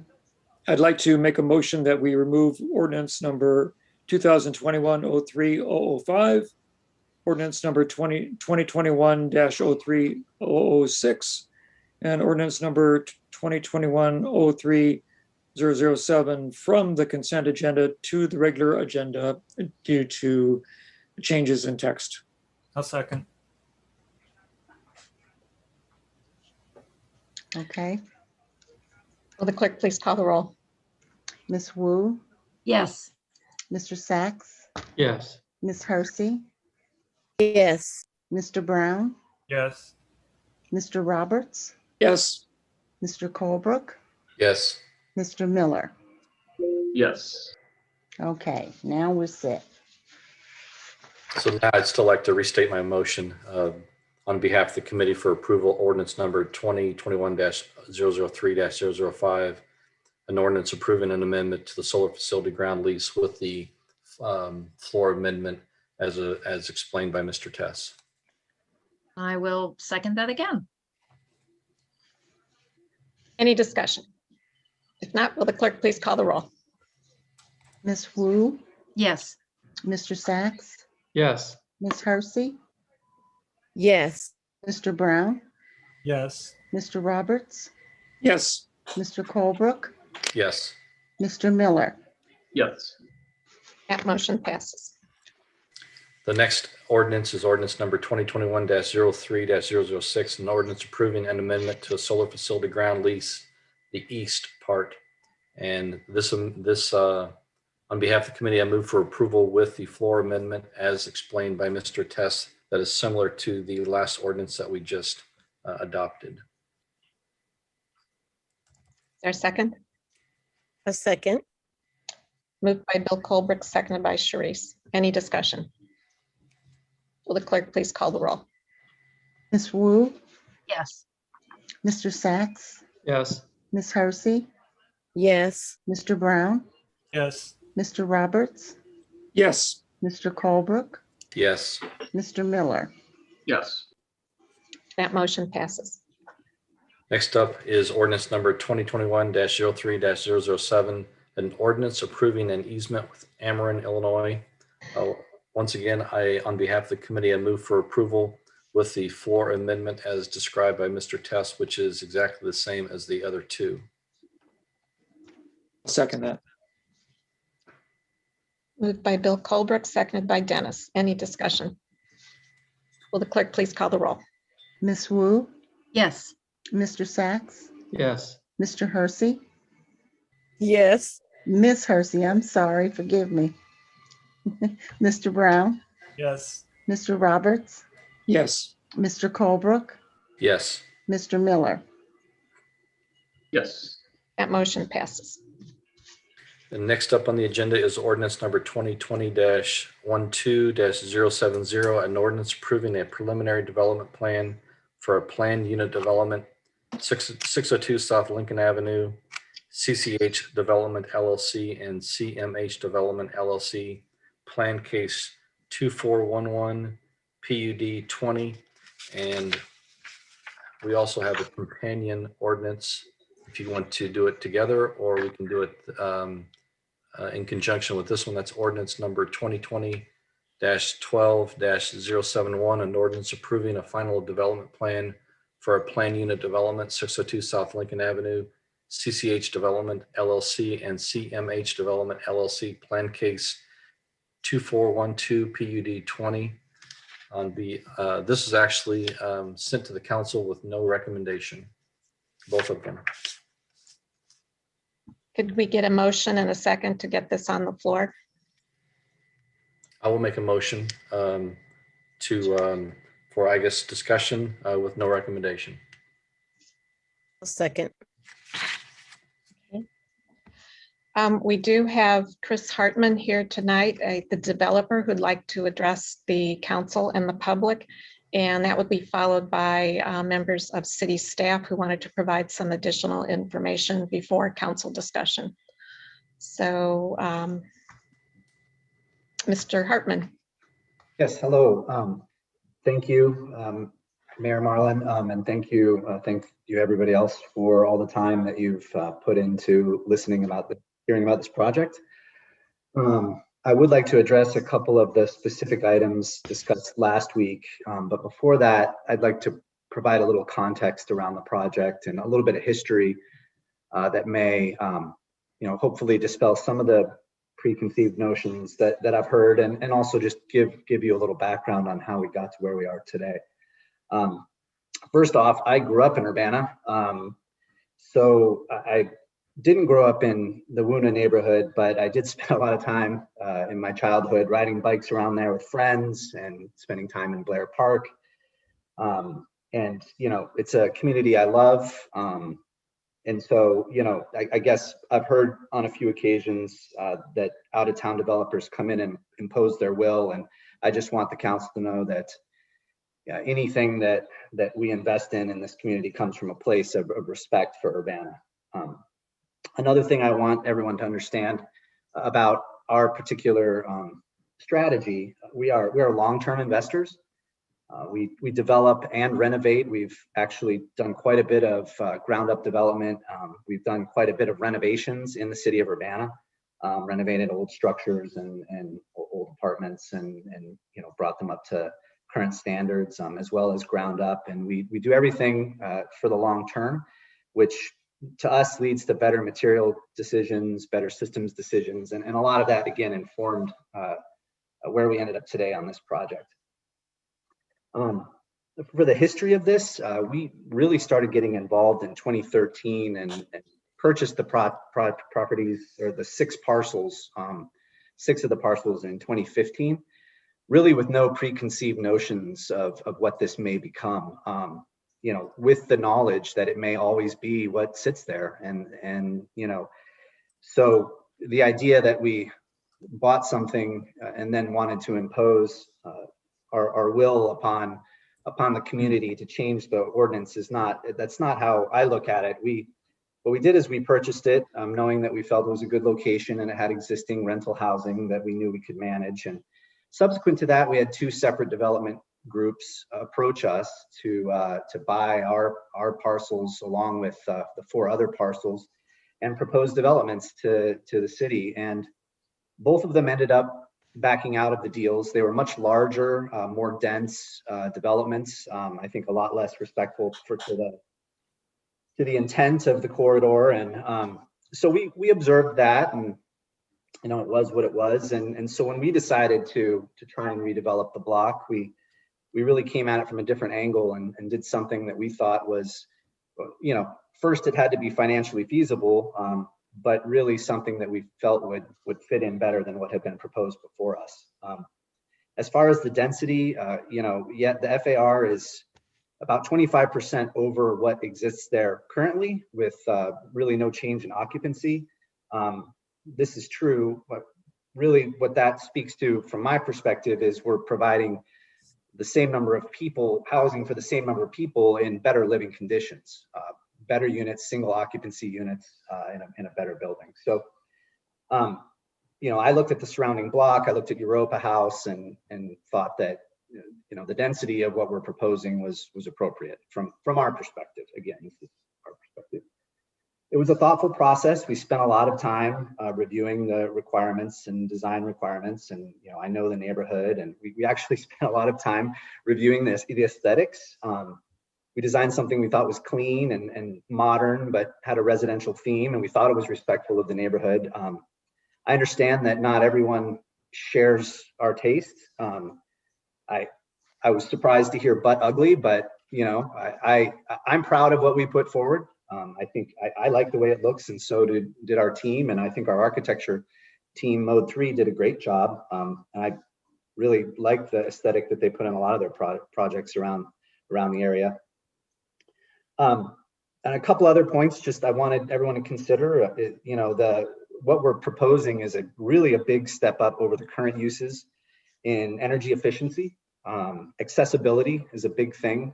Everything is going to be accessible versus now where nothing is, or at least adaptable on the higher floors. Safety is a big consideration, both within the project and for pedestrians. We are reducing the number of driveways, which is true, but that does decrease the number of interactions between cars and pedestrians. And we're bringing the sidewalks back, and I think providing a more walkable environment along Lincoln. And we're really increasing the diversity of housing options in the area. These are all single occupancy units. I think, one of the things I reacted to was, I know people don't like student housing because there's a party aspect to it, and you do tend to see that in the 4-bedroom, larger bedroom, formats. And these are all single occupancy and really suitable not just for students, but young professionals. We actually built a building near Parkland with very similar floor plans, studios and 1-bedrooms, and it's primarily young professionals and graduate students, and it's been very popular for the non-student population. So we're excited about that aspect of it. I did want to speak a little bit to financial feasibility. The project itself is, we've made quite a few changes. We have listened through the process. We've increased efficiency. We've made quite a few changes to it that have increased the cost, and really it is sort of on the brink of a go, no go from a financial viability perspective, and which is the way these things go. One thing I want to point out, that a redesign at this point, a full redesign, would put us past sort of the deadline that we need to. We couldn't start this process over again and develop it this year. It would change the delivery date, which actually would more than likely, if not certainly, make the project completely not viable for a few reasons. One thing I want, there's been a little bit of talk, or there was a little bit of talk about the opportunity zone earlier in this process, and this project does lie in an opportunity zone. So one of the reasons we're able to develop something that's low density and single occupancy and still be able to develop it is because of the opportunity zone, which is a program that's in place until 2026 that allows investors to defer capital gains into qualifying projects in the zone. One thing that you have to understand is that the benefit of that decreases each year as you approach 2026 because the deferral gets shorter. So the time value of the deferred gains decreases. And so the investors that we have that are interested in this now will have less benefit if this project is pushed. And furthermore, whatever investment capital that they've decided or earmarked for this will have missed the window for this development. So, for that reason, I think if a future developer were to look at this, let's say that this were not to pass, I don't see that another project of this density would happen, right? And that's a choice that you can make. But I do think that we're at a unique inflection point to make this project possible to really, in my estimation, improve the housing stock of that block. And just to be completely clear, we own 6 of the 10 parcels. 4 of the parcels are under contract contingent on this process. So what that means is a no vote tonight, cancels those contracts. And so like the Axiom building, for instance, goes back to Axiom. And it's very unlikely that anyone would undertake a redesign of this at this point after the sort of the 3 failed projects, if you will. And so I think tonight the vote is not really, is it this project or a better project? It's just, is it this project or no project at all? And, if it's no project at all, then we will continue to manage what's there to the best of our ability. One thing that Tacey Miller brought up that it's interesting, and as an owner of rental housing and investor, there is an issue with some of the older rental housing stock in the neighborhood, and a lot of it has to do with functional obsolescence, and a lot of it has to do with the state of the rental market because of the amount of supply that has gone up to the west of campus. What you find is higher amenitized buildings, newer buildings, buildings that are safer, elevator buildings, so many options that are really hurting the rental housing stock. That the renters that used to fill up the rental housing in the West Urbana neighborhood are choosing to live elsewhere. And I do see that as an issue. And what you see is declining rents and declining property values. So the idea that this project will make property values decline in the neighborhood, I don't think that that's true. I think that the opposite is true. We'll remove some of the functional obsolescence and bring a little bit of life and usability back to the neighborhood. So, I think we came from a good place in proposing this. We do like the way it looks. I understand that that's an issue for a lot of people. But, we're excited about it. We're excited about this project if it's passed tonight. And we think it's going to be a great addition to the neighborhood, honestly. So there were some specific things that I wanted to address that came up last week. There has been quite a bit of talk about stormwater and permeable pavers. We're more than willing to look at the amount of permeable pavers on site and increase it, but we're at a point where we really need to do more civil engineering to decide. We need a civil engineer to tell us what we can do. And the question may come up, well, why haven't you done that already? There's a real delicate balance for us. We've spent an awful lot of money on the front end to get to this point, and there's a certain amount of level of design that you don't do and pay for if you don't know if the project's going to happen. And so talk to staff about this. There is a amendment that circulated that basically says we'll work to maximize the permeable pavement on the site pending the review from a civil engineer. We're happy to do that. We're happy to increase the amount of permeable pavers if it's structurally possible. There were some questions about trees, which tree, some of the trees that were, I believe what I heard were some of the trees should be replaced. We've actually endeavored to save most of the trees on the site. But I've heard some objections to some of them, and we're happy to look at the current tree preservation plan and look at trees that we've decided to preserve. And I think that there was some sentiment that some of those should actually be replaced. That's fine with us. And then there was we heard a lot of questions about the design and colors, but the one specific thing that came out of that meeting was the shape of the stone. And we're happy, we sent some more samples over. We're happy to substitute the base stone for a stone of a different shape that's more aesthetically agreeable to the group. So those were the 3 specific things that came out of last week that I want to make sure we address today. And that's really what I what I came to say, I humbly request that you vote to approve the project. I believe it'll unquestionably improve the efficiency and the safety and the usability of the neighborhood. We're excited about it, and we're really ready to, if we get a yes vote tonight, to hit the ground running and make the large investment that this represents. So thanks for your time, and I'm happy to take any questions. Any questions for Mr. Hartman? Dennis? Yeah, Chris, it's been represented by the firm that you and the architect had tried to make this development match the community and the standards of design that are in the community. And one of the problems I find is that I don't see how that was fulfilled. You have stated that you're emulating the craftsman style workmanship seen in the West Urbana neighborhood. And as I look at your project, I don't see any evidence of a craftsman style approach to this building, either in the sense of detail of architecture, of any kinds of craftsman style use of materials necessarily, or features that are architectural. Can you tell me where they are and why did I miss them?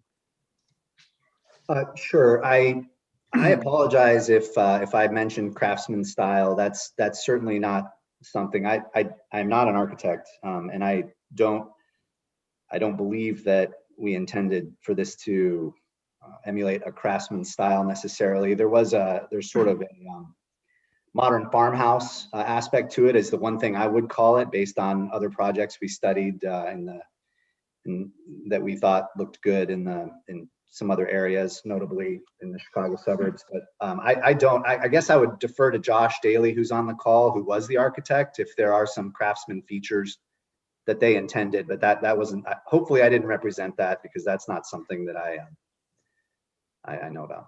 Maybe when he has that discussion, he can point out what features he felt were matching historic buildings in the Woona neighborhood. Yeah. Josh, go ahead. Yes, thank you. Yes, I think on one previous meeting, I threw out a quasi craftsman look at one point. I'm with Chris. I think it's more of what I would call kind of a modern country house look. Some of the details would be the overhangs. The overhangs are a couple of feet, about 2 feet. And we also have some small bracketed eyebrows over some windows as well. And then it's just the use of the stone partially way up the structures with either a vertical board and batten or a siding, which is very common in that style. We can sit here and just debate all day long about styles left and right. I don't think we need to talk about styles. There's no coherent style in any of this in the neighborhood, period. I think it's using stone, using things that are definitely in the area. It's very Midwestern, let's put it that way. This is a very Midwestern look with using lap siding, stone, and a vertical board and batten look. You have shingled roofs, overhangs. There's some bracketed areas. That's probably what I would, if I had to key in on anything that would be any craftsman look, it would be that. It would be these small brackets that are over some window groupings. I guess to match, and I'll use the word match. I'm not trying to match something exactly a block away or 2 blocks away. It's window groupings. If there's one thing that this neighborhood has, is lots of the old structures have window groupings, where it was very popular to take smaller windows and you would put studs between them and group them together. So we have done that on this extensively. If I'm going to say match, that would be a main feature right there, is larger windows that are grouped. That would be one thing. I guess that's where I'll stop with that. I don't want to get hung up on the craftsman thing. I know I said that at one point, but you know, we're in a modern era. I don't think we need to label anything a certain style anymore. You just can't really do that. We're not expected to do something that was 100% historic. If this was some historic district where we had to do Georgian or Italianate or something like that, this would be different. So I think we're pulling from a lot of different sources when we design this. I don't know if that answers your question or not very well, but that was it for me. Yeah, I'll make comments about that when we have discussion. Questions, Bill Brown. Yeah, I wonder if Chris could shed some light on, the main thing that I'm going through my head is the advantages versus disadvantages of doing a planned unit development. I know that the northern half of this block is already zoned R4. The southern half is R7. So R7 is like dormitories, living houses, other group living sort of facilities. In R4, we have lots of apartments that you can actually get to the 0.7 FAR, not quite to the 0.76 that you're asking for. But you can get to 0.7 by offering fewer units with more bedrooms. So that you could get probably 11 or 12 4-bedroom units on the northern half there. So what I know you mentioned some of the advantages of having one development, but that's also seen as a disadvantage apparently by a lot of the neighbors. And I agree, one drive shouldn't be a problem with 40 cars in there. I think there was a traffic study. I don't know if it was done on this one or a previous one, but it was 20 cars per hour or something like that at peak times. So besides, is there anything you think we're missing as far as advantages to doing one large development versus developing the two sides or each lot separately? The two sides could, be combined in some other way and just developed not as a planned unit development, but by right. Do you have any thoughts or comments on that? Sure. Yeah, primarily it's the existence of R7 that, to me necessitated the need to do a planned unit development. I don't think that the R7 zoning is relevant anymore for new development. I don't think rooming houses or dormitories are something that the neighborhood wants. The idea of yes, we could have done smaller buildings with 4 bedrooms to achieve sort of the return, metrics needed to justify building new, but as I mentioned earlier, I did not think that the neighborhood or that anybody would want to see 4 bedrooms developed there, and we felt single occupancy would be really the most compatible. It would bring a group of renters that would be compatible with the neighborhood versus a more typical undergraduate population. So that's the reason that we decided to make it one development. Making it one development is more efficient. I think making several smaller developments on individual parcels wouldn't have penciled out opportunity zone or not. And and again, I think the R7 is something that we just didn't really even consider. We didn't believe that would be even a consideration. It should even be in our consideration set. Okay, and as far as like the utilities lines going through, I know there must be one at least that goes east to west that will have to be taken down or go underground or something. So I guess that would be cleaned up. Is that right? Correct. All of those will be relocated. There will be no overhead utility lines. It will be brought back to the utility lines serve the existing structures. So it would be brought back to the utility pole that is to the furthest east, and the project then would be served underground with a pad mount transformer. So that would be cleaned up. Okay, thanks. Any other questions? Eric?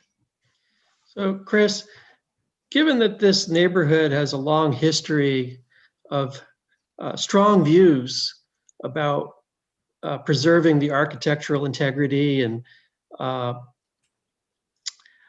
why was there never an attempt to reach out to the community and ask them what aesthetic and what kind of structure and residence they would like to see there? Well, we did go through the planning and the design review process, and there was quite a bit of public comment. There was actually, we were written letters, we were given feedback that we responded to. We felt that that was the appropriate forum to get feedback from the public, was through that several step process that the city of Urbana has in place. Yeah, that's a pretty formal process, but it doesn't ever really give an opportunity for a dialogue between a potential developer and the community. I could see, some sort of artist renditions and getting feedback about what people like and don't like being much more productive. I think we get to this endpoint so quickly without any real dialogue that it leads to difficulty all along. I respect that view, and I understand. I've learned a lot in this process. For us, this hasn't been very quick. We have gone back and forth through a lot of different iterations, but I can see how it would be viewed that way from your side. What I've found in my experience is you're going to get a cacophony of opinions in any process. And I understand that it seems like that maybe there is a more cohesive design aesthetic that people would like in WUNA. However, it does also seem from the input that I've gotten throughout the process that you've got as diverse number of opinions about what things should look like as the buildings that exist in WUNA already are. It's an extremely diverse neighborhood. I mean, there are so many different styles there. I think you would end up with, I'm not sure that you would end up with a comprehensive or at least a cohesive recommendation if everybody got together and said what they'd like to see. And so we did think that the process we went through provided a lot of iteration and comment. And, in retrospect, if we had an opportunity to sit down with maybe the 100 people who signed that letter and they had said, this is what we want to see, then that would have made this process a lot better.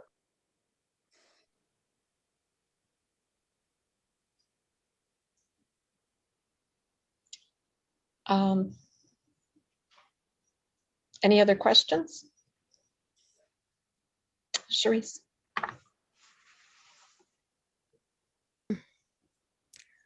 I guess the main question I have is regarding the the issues, because I'm looking at it says where and when design guidelines apply. Lincoln-Busey corridor is bounded by Illinois Street on the north, Pennsylvania Avenue on the south, Lincoln Avenue on the west, and Busey Avenue on the east. These guidelines are to be used to review development plans for the following projects in the Lincoln corridor. So,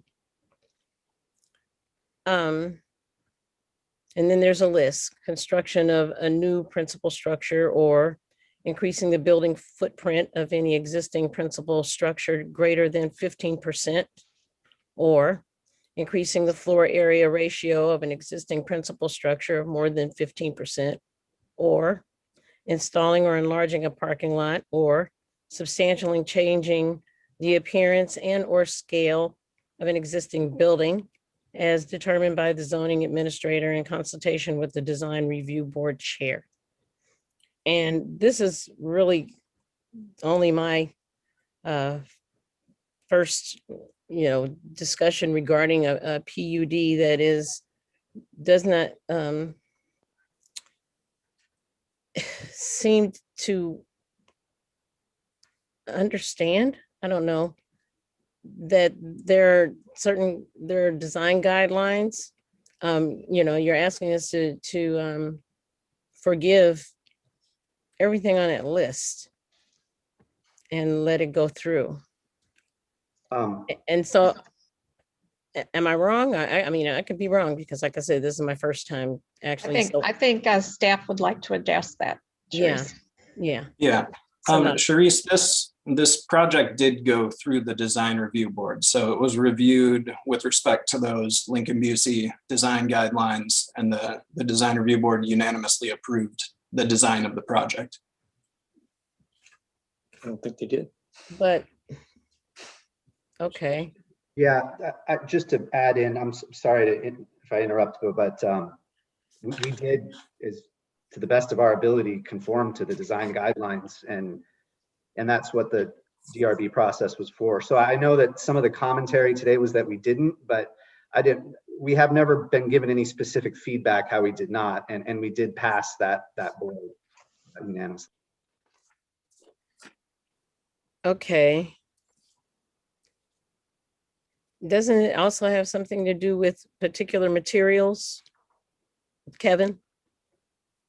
Yeah, the design review board gave some options for alternative materials that could be used, but they did approve the materials that are proposed for the project.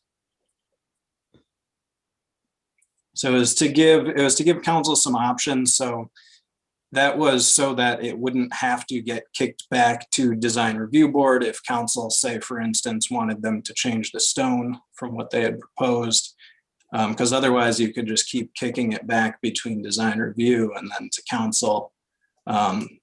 So they were trying to give some options to council with respect to materials.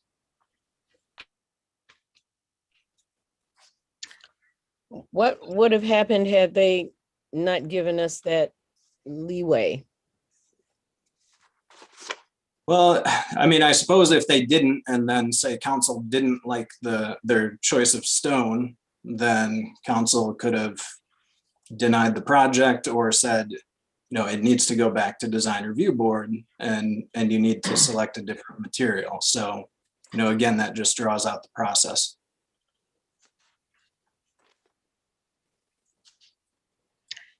Okay, I'm going to stop there. Mary Alice? Yes, thank you, Chris, for coming tonight. I guess I'd like to push back a little bit and say that the design review board did give specific items that they wanted to see in this project. And, I know that you've been open to changing some of the stones, so thank you for that. I won't go, I talked a lot about the siding before, so I'm not going to go into details about that, but I guess I just want to echo what Eric was talking about. And I feel like these projects, we definitely want development in not only West Urbana, but in Urbana. And I think those conversations need to start with the neighborhood in which they're taking place in. And I understand that there is a diversity of opinion out there, but certainly getting the neighborhood backing will move this process really quickly, and it wouldn't take this long. And so in my opinion, that was, I understand that you can't go back in time, but that was a misstep. So I just wanted to kind of say my piece a little bit about that. I have more to say during the discussion. So let's stick, are there any other specific questions for Chris Hartman or his team? Dennis?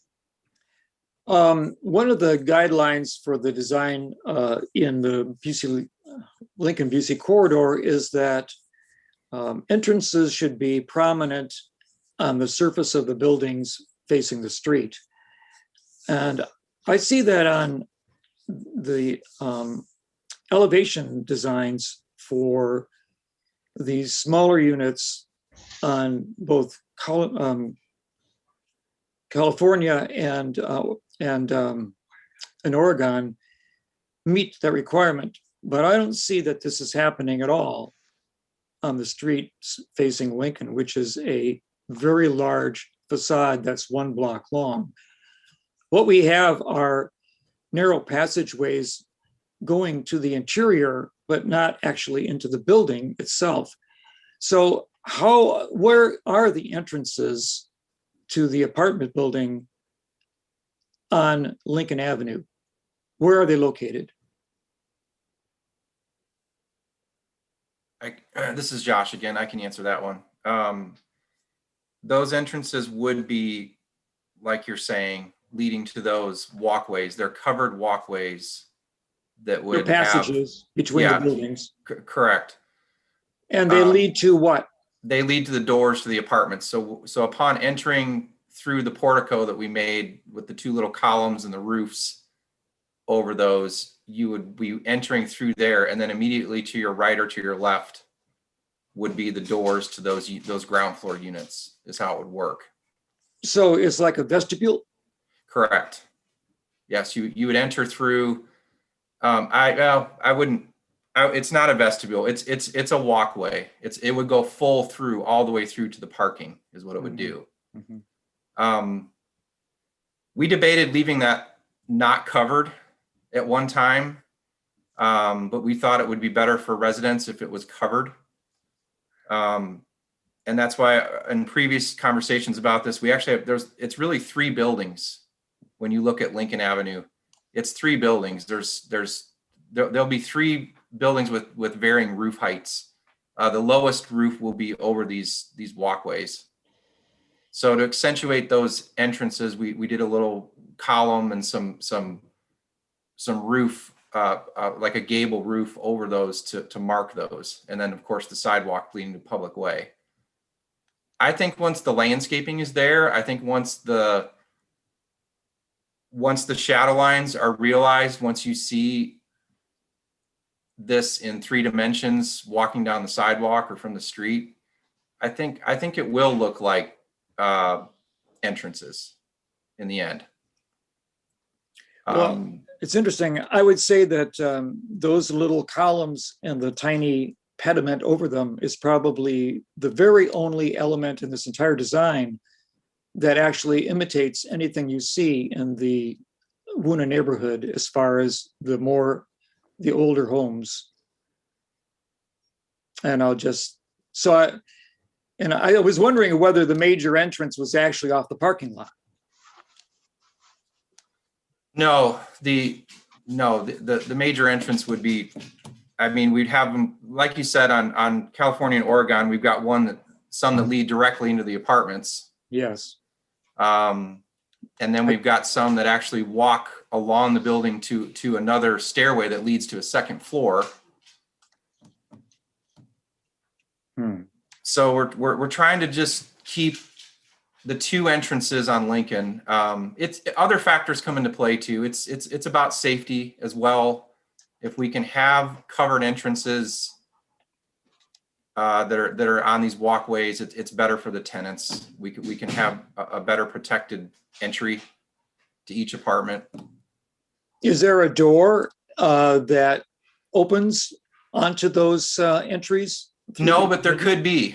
Because I don't see how that's a safety feature. I think in a certain sense, that's actually a hazard for people to be in a dark corridor that's open on both ends to people who might be passing through and maybe accosting an individual as they're trying to enter their building. In a dark corridor, it would be more advantageous for that to happen than if it was an open area. Sure. I think the idea was to try to look through, to be able to see all the way through was the idea. But I understand your point. These corridors we could put a door on the Lincoln side and we could put a door on the parking side to enclose it. Like you're saying, we could do that. We also, those corridors will ultimately be well lit, and not that this is part of this process, but we do put security in all of our new developments, and so that the security of this will be much improved to what's there, and I think it's safety is a high priority for us in our new developments. Okay, thank you.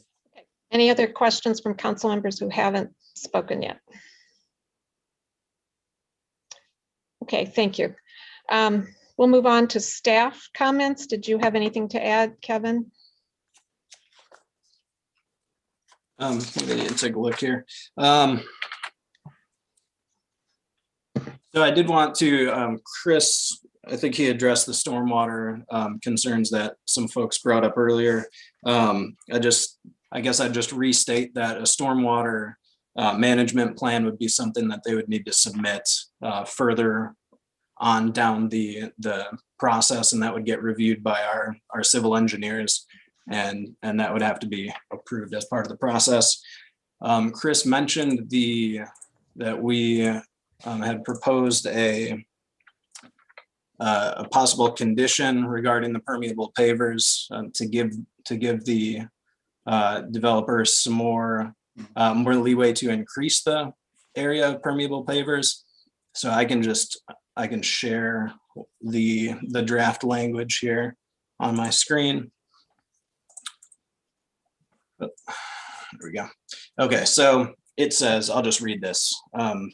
So this would be the draft condition. It says, subject to the findings of a civil engineering analysis, stormwater detention requirements, and loading patterns as reflected in the final design, the applicant will maximize the use of permeable pavers in the parking area and drive aisles, but in no case shall there be less area covered in permeable pavers than that depicted on ordinance attachment A.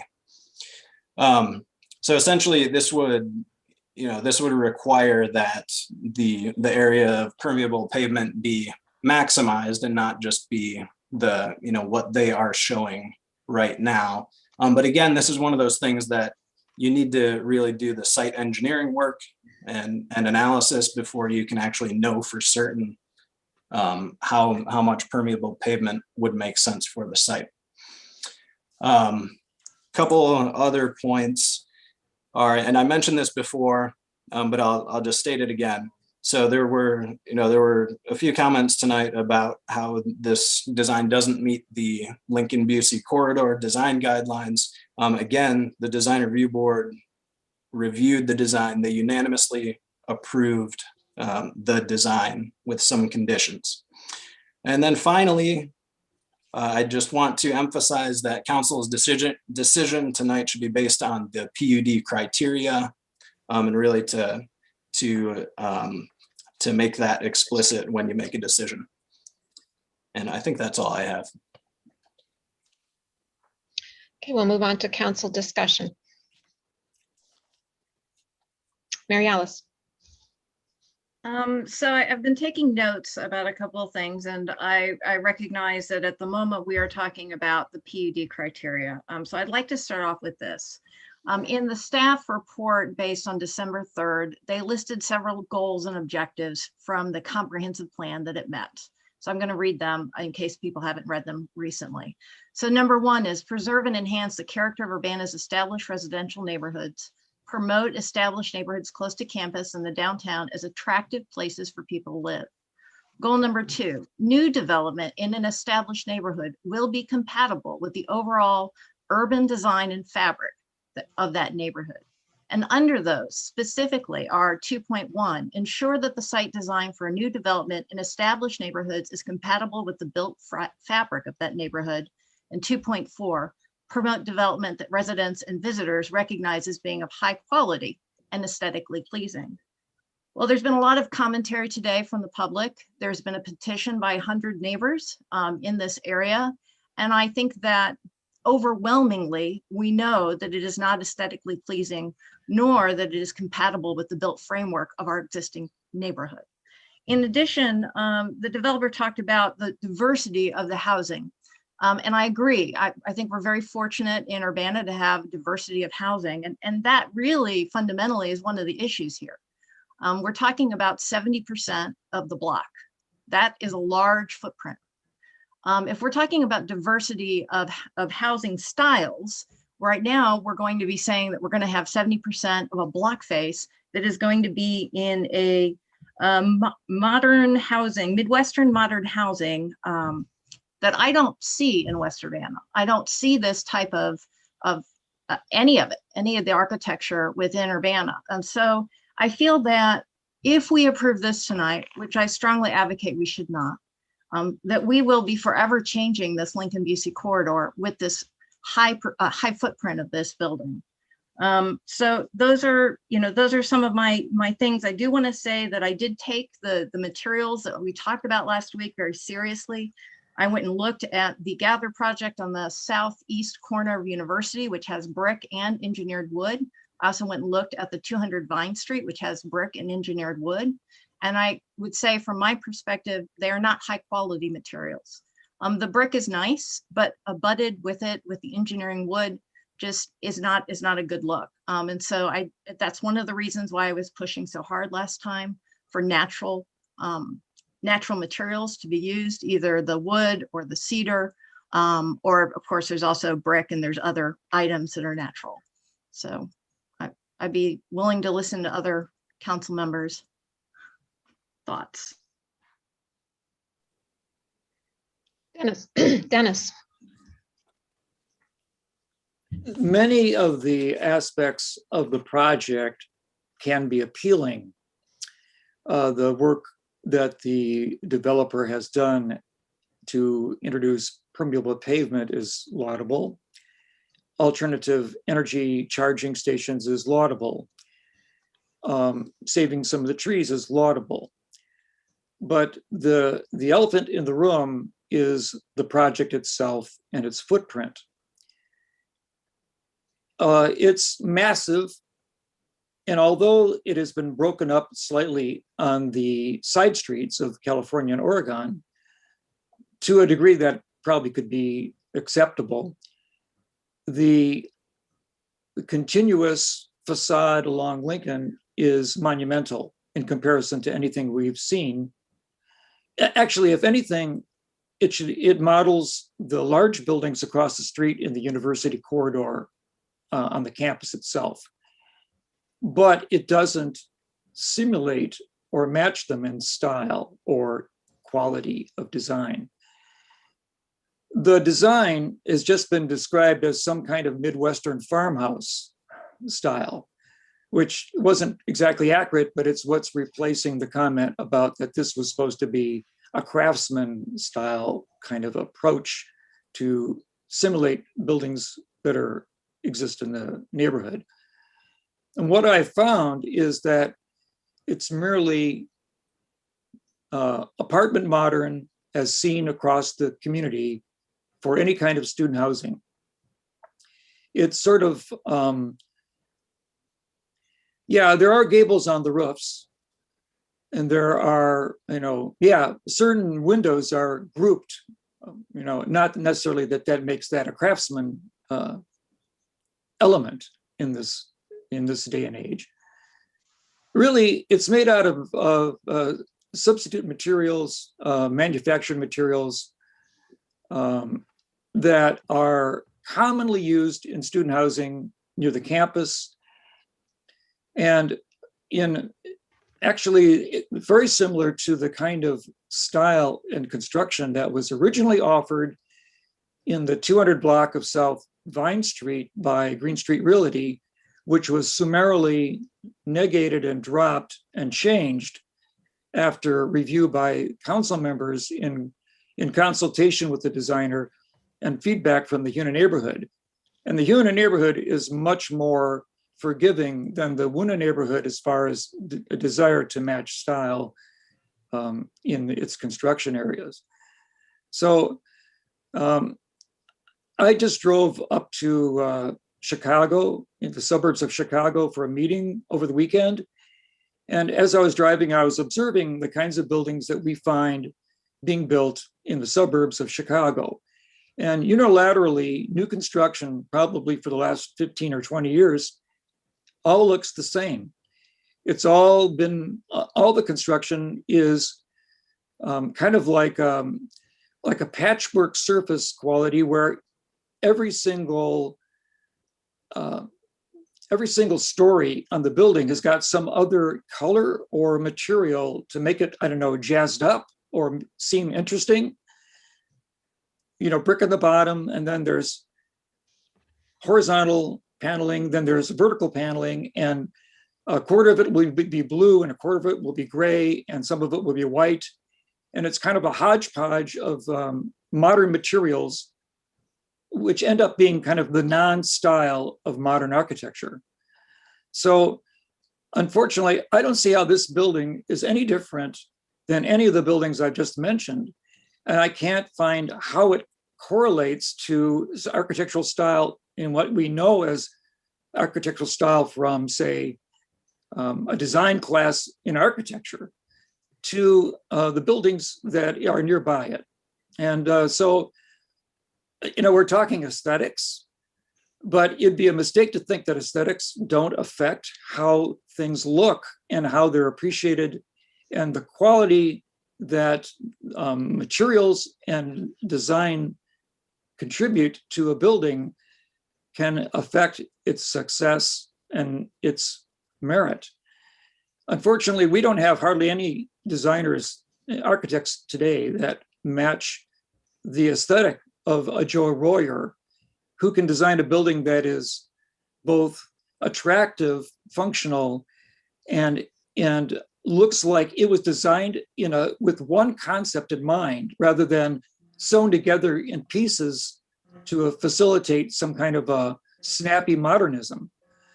And I guess what I really miss is the fact that, especially the facade, I don't really so much matter. It doesn't really bother me so much about the California or in Oregon, smaller buildings. I think they might fit in, perhaps.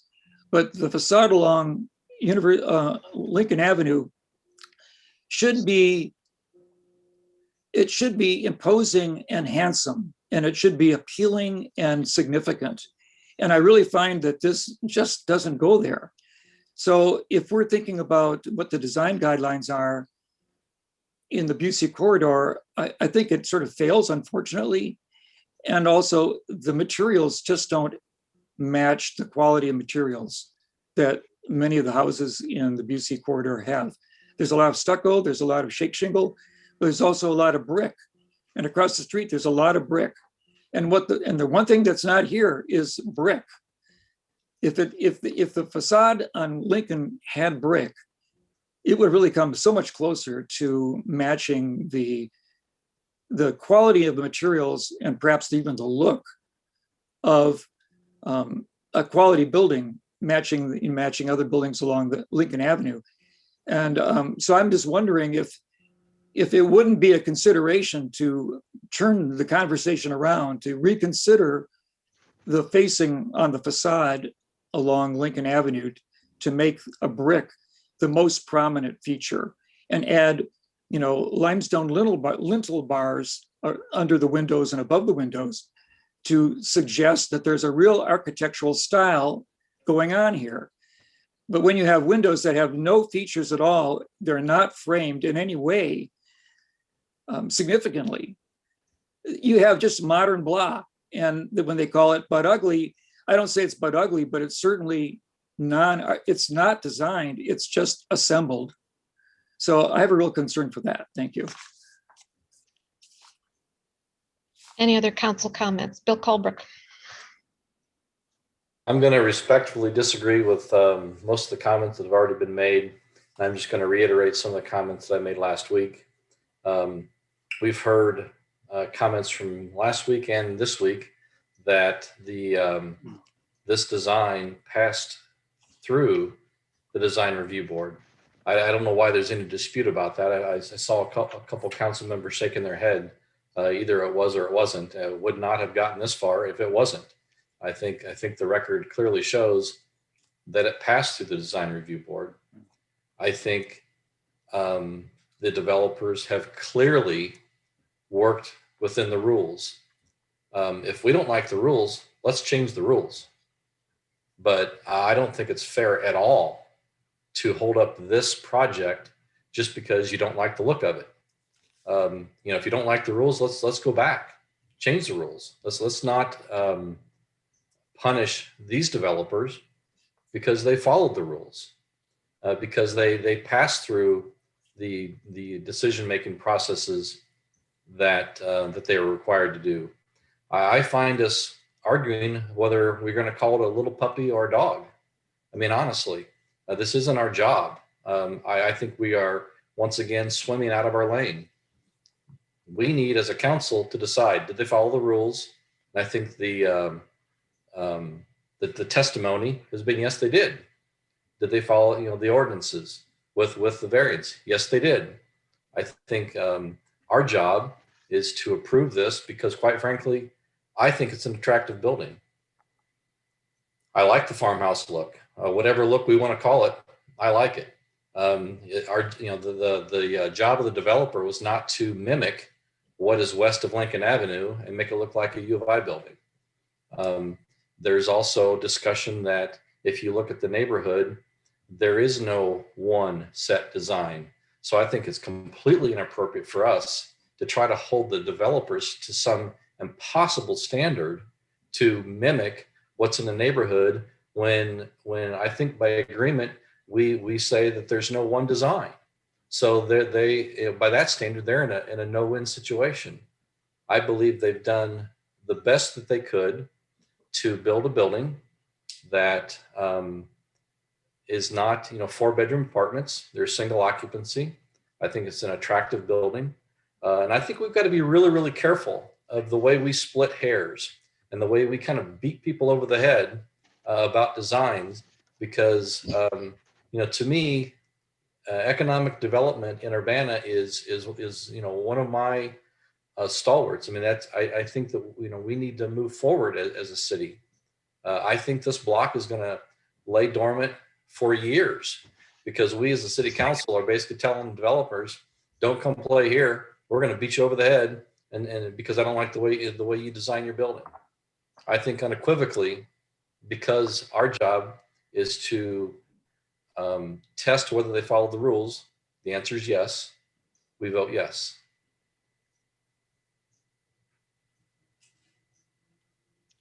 Bill Brown. I just go through my thought process a little bit. I agree that we need to be careful to follow the zoning ordinance. We've established rules, and just like one of the speakers said, when they bought their house, they bought it in a R2 zoning, and they knew, expected it to stay R2, and it will. This is R4 and R7, and it's in the Lincoln-Busey corridor that has established guidelines. And I was looking again today at them, and it designates that particular block as higher intensity of the corridor, that and the one north of it. And then the ones south of there are lower intensity. And there's kind of an angle through there. It's all very, very precisely laid out. So,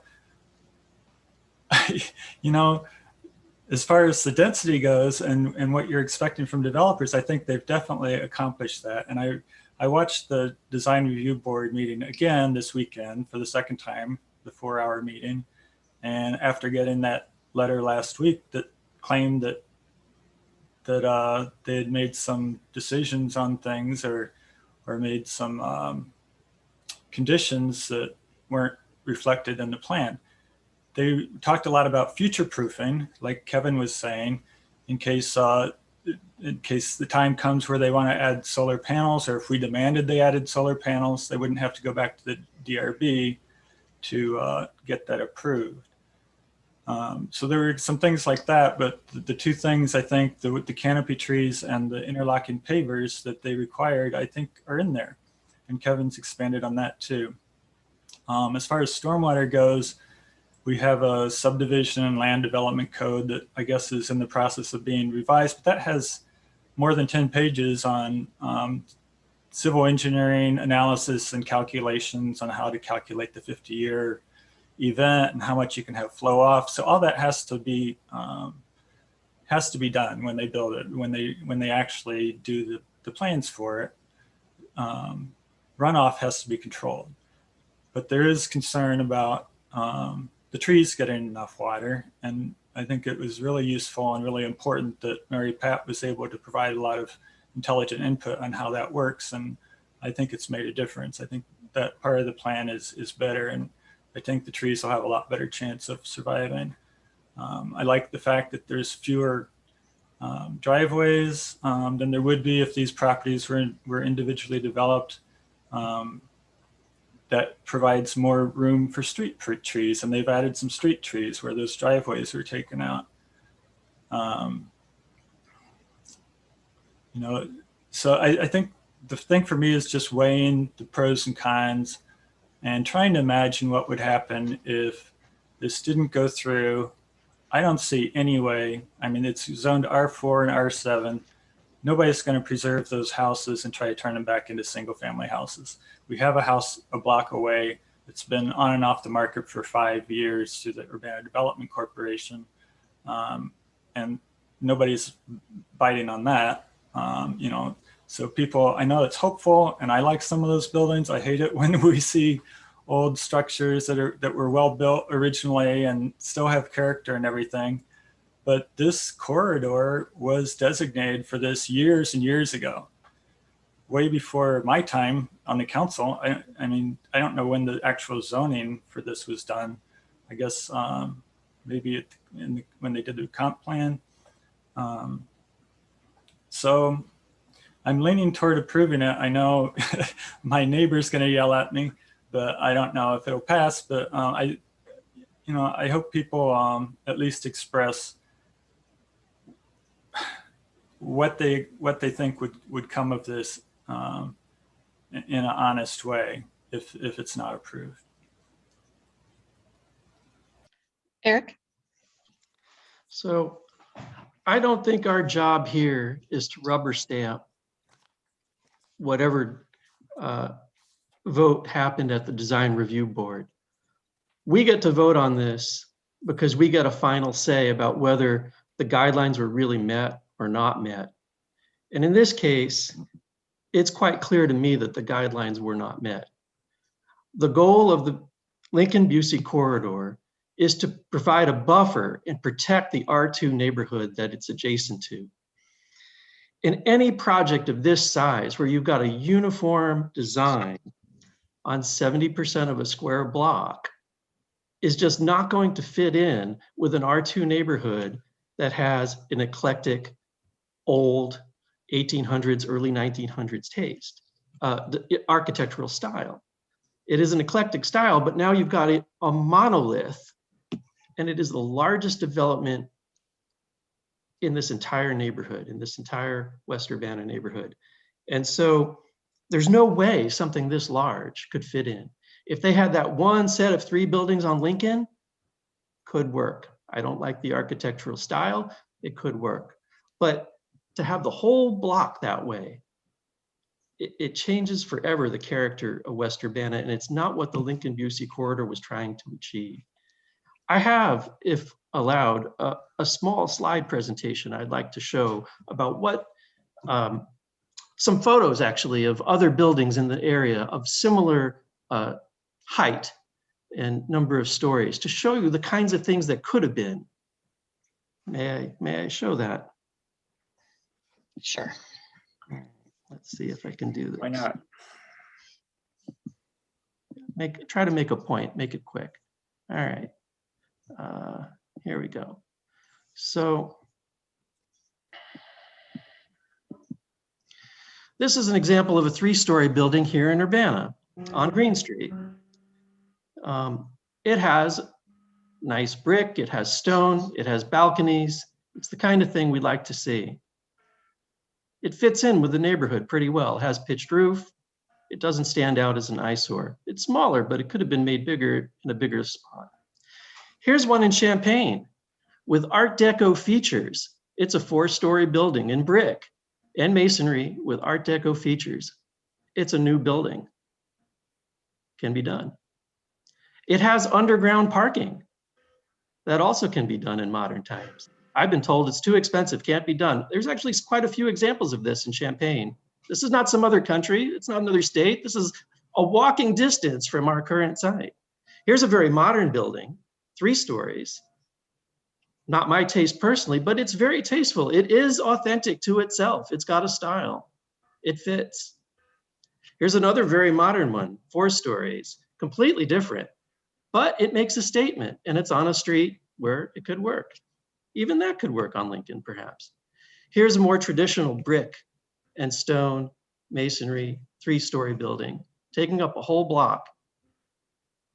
Not bad. Here's one, very interesting roof, 4 stories. Again, underground parking, interesting features, brick, skylights, takes up a whole block, still works. Here's one that's a little bigger. really impressive. This makes a statement. It can be done, can be done. So what's that purpose of the Lincoln-Busey corridor? It's to, its intent, ensure future growth is compatible with the existing built environment on the corridor, and to aid in that transition from the larger scale buildings of the university to the single family homes. And this project doesn't do that. Here is right from the Lincoln-Busey corridor, quoting the comprehensive plan. It's to preserve the uses now as they exist, precluding in future encroachment of higher density buildings into this unique residential area. And so again, this isn't doing that. This is creating a really large structure that's going to dominate the architectural style and not mesh. So that's why I would vote no on this. Also, at the end of the day, this is a political process, and I think you've heard loud and clear that the neighborhood does not like this project as proposed. Now, what could come next? I would argue that in the future, a building of the style of some of the ones I just showed you could be put there. There could be a process that involves the community. And I would say to you, it's not just whether all the people agree. You're not going to get all the people to agree in the community, but the process itself has value of getting input from the community and taking them seriously. That really hasn't happened here much in Urbana, and it really needs to. Otherwise, we get into this loggerhead situation where no one feels that they've been considered who lives here. And remember, all these homeowners, they are the long-term investors of this neighborhood and of the city. So with that, I turn it back. Any comments from folks who haven't spoken yet as discussion? Sharice or Jared? You're muted, Sharice. I already said what I was thinking about. Okay. Jared, did you have any comments to add?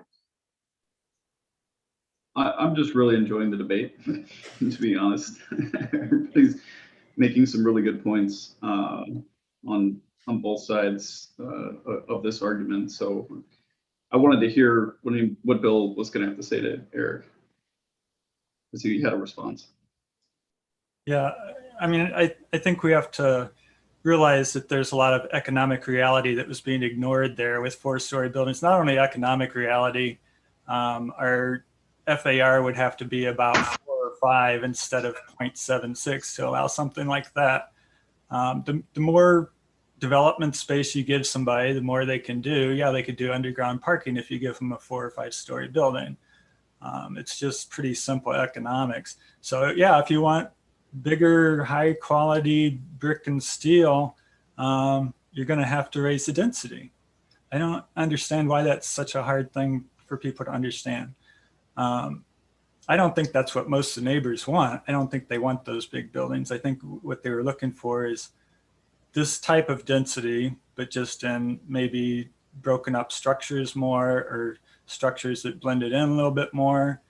When you look next door though at the Europa house and consider that that's actually closer to the neighborhood than this is, you know, that's much higher density. I don't find that building especially attractive. I don't find it ugly. The one on the north side, or the Busey, is not bad.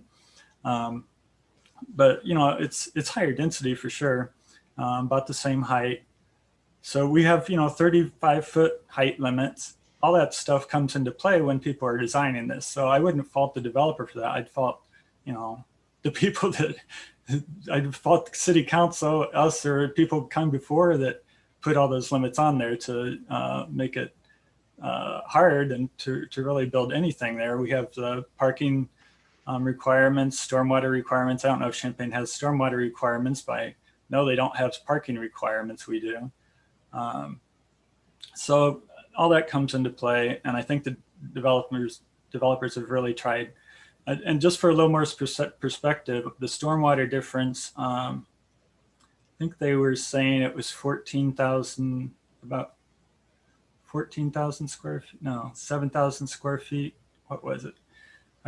I worked it out. I think it was 7,000 some additional square feet of impermeable surface compared to the existing.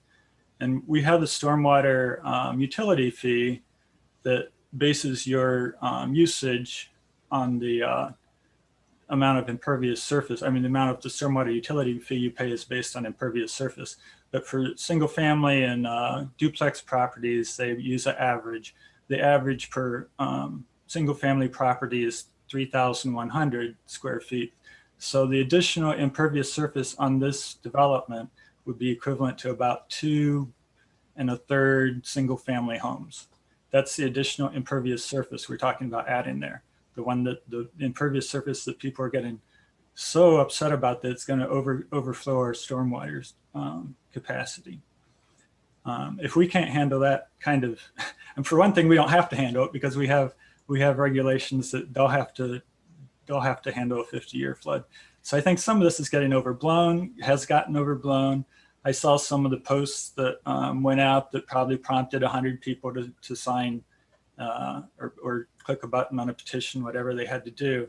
And some of those weren't factual. So I wish that people would at least be factual so that I could have more confidence on the public input we get. And that's not just in this case, that's in things we've been dealing with for the past year, really.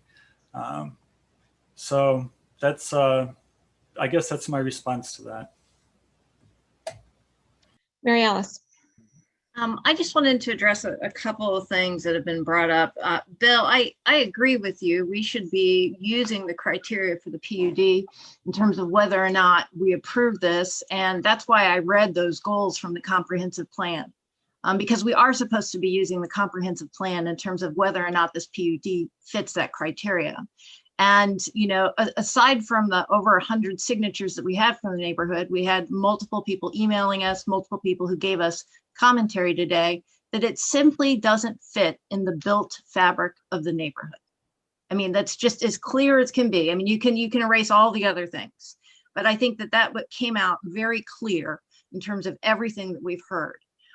The second thing that I wanted to bring up was the DRB. And I think you're right. I think we need to fix this process. I think that it is broken.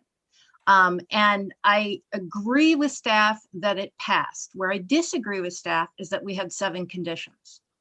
And it was very interesting watching the DRB in that the discussion on the DRB with the chair and another member really felt that they were giving advice to city council, that they were waiting for city council to make the determination in terms of whether or not this fit the DRB guidelines. So now we've got this weird thing where DRB approves in our zoning ordinance, but the DRB board is saying, hey, city council, why don't you approve it? And so I look at those conditions and I say, okay, well, they haven't met all the conditions. And so those are the 2 criteria that I'm using as this project. I'm looking at the comprehensive plan, and then I'm looking at the design review board process, which I totally agree is broken. But we have to look at where we are today with that. And where we are today with that is we have to say whether or not those conditions were met.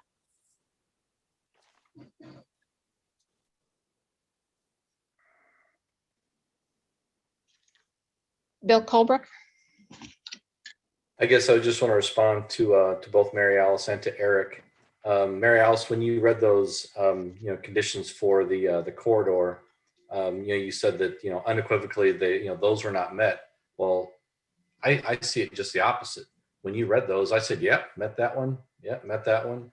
Yep, met that one too." So I mean, I see it completely different. So it's not clear as day. I've got a different opinion than you, but I think this project, does fit the criteria for that corridor. And Eric, if I was going to give a PowerPoint presentation to make my point, I would have taken the same pictures and said, look at these buildings.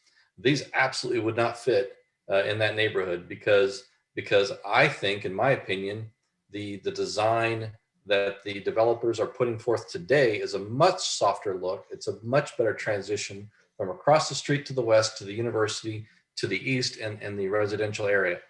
Every single one of those buildings that you've shown were huge and 4 stories. And I mean, some of them, especially the first one, I really like that design, with the brick and the patios. But after that one, I would absolutely use every one of those examples in my case to say, see, this is exactly what you shouldn't put there. So, I mean, it's just amazing how how we can look at exactly the same buildings and have difference of opinion, just like we're looking at this development. And clearly my opinion is different than some others on the council, but I'm going to go back to what we said. I believe they followed the rules. I think they've done what has been asked of them, and my vote's going to be a yes. I'd like to clarify something here. I think we're kind of going in circles at this point, and I assume that people have made their minds up as far as how they're going to vote. But I wanted to clarify a couple of things. Number one, with regard to the conditions that were passed out of the Design Review Board. And I've got these in Exhibit K, draft DRB minutes. The first condition was this: construction of the proposed building and parking area shall be in general conformance with the attached site plan elevations and architectural renderings in Exhibit C. Any significant deviation from these plans and renderings shall require consideration by the Design Review Board. That's standard coming out of them. That basically said they're going to build it pretty much the way they have it in their plans. Number two, the stone masonry material may be substituted with another masonry material that is on the materials list in the approved design guidelines. That's a may. It's not a shall, it's a may. And in this case, they chose to substitute what they call the round rubble now with the rectangular rock. Number three, either natural wood lap siding or wood sewn siding as listed in the materials list in the approved design guidelines be accepted as alternate materials to the proposed engineered wood siding. Reading that, it does not say shall, it says this is a possibility. This is another flexibility. Number four, allow the footprint of the parking lot to be reduced in any areas where it could help preserve trees, taking into consideration a reduction in the number of parking spaces. The developer did reduce the number of parking spaces, I think by 5, to allow for more drainage for the trees. But again, it was the DRB giving the flexibility to do that. Number 5, permeable pavers shall be used in any area that is indicated as permeable pavement. Permeable pavers may be extended to any other areas of the parking lot. And the developer has agreed to try to maximize the amount of permeable pavement pending the engineering studies. Again, flexibility. 6, allow solar panels to be installed on the rooftop of the buildings. That gives them the flexibility to install solar panels in the future. Right now, they're going to make it solar ready. And number 7, canopy trees shall be added to the landscape plan of a diversity of tree species as appropriate, and look at the replacement value for trees being removed from the site in coordination with the city arborist. So of those 7 conditions, 2 of them were shall, and the rest were may or allow or basically give flexibility. So people stating that these developers did not meet the conditions set by the DRB are misinterpreting what was done and passed out of the DRB. And I'd like to make the point and emphasize this again. The city, the developer have complied and have followed the existing planning and zoning guidelines and documents that we have available to us. Those are the tools that we have to use. I agree the process needs to be fixed. It's one of many things that are outdated in this city and that we are systematically trying to address. We just can't do it all at once. But the comprehensive plan, which was adopted in 2005 based on input, gathered 20 years ago, basically, the Lincoln-Busey corridor guidelines, which were incorporated into the comp plan, and the zoning ordinance itself, all reflect a great deal of input from the community, and particularly from West Urbana, because I remember when all these things were done. I wasn't involved in the process, but I certainly remember hearing the input from the neighborhood, and it definitely reflects the values and the desires of the West Urbana neighborhood. But if you look at what the Busey corridor actually says, and the zoning that's in that corridor, and it's been pointed out, the PUD is located in a block within the Lincoln-Busey corridor. It's been recognized as a transitional area in the comprehensive plan. It was flat out said this is appropriate for higher density housing, and the developers have followed all our written guidelines, policies, and ordinances in this. And it's very upsetting to hear the public continually attack the developers and city staff and accuse them of violating the law. They're not. They followed exactly what the city told them to do. Whether you agree with it or not, or whether you think it has to be changed is a different story. But whether they followed our rules, yes, they did.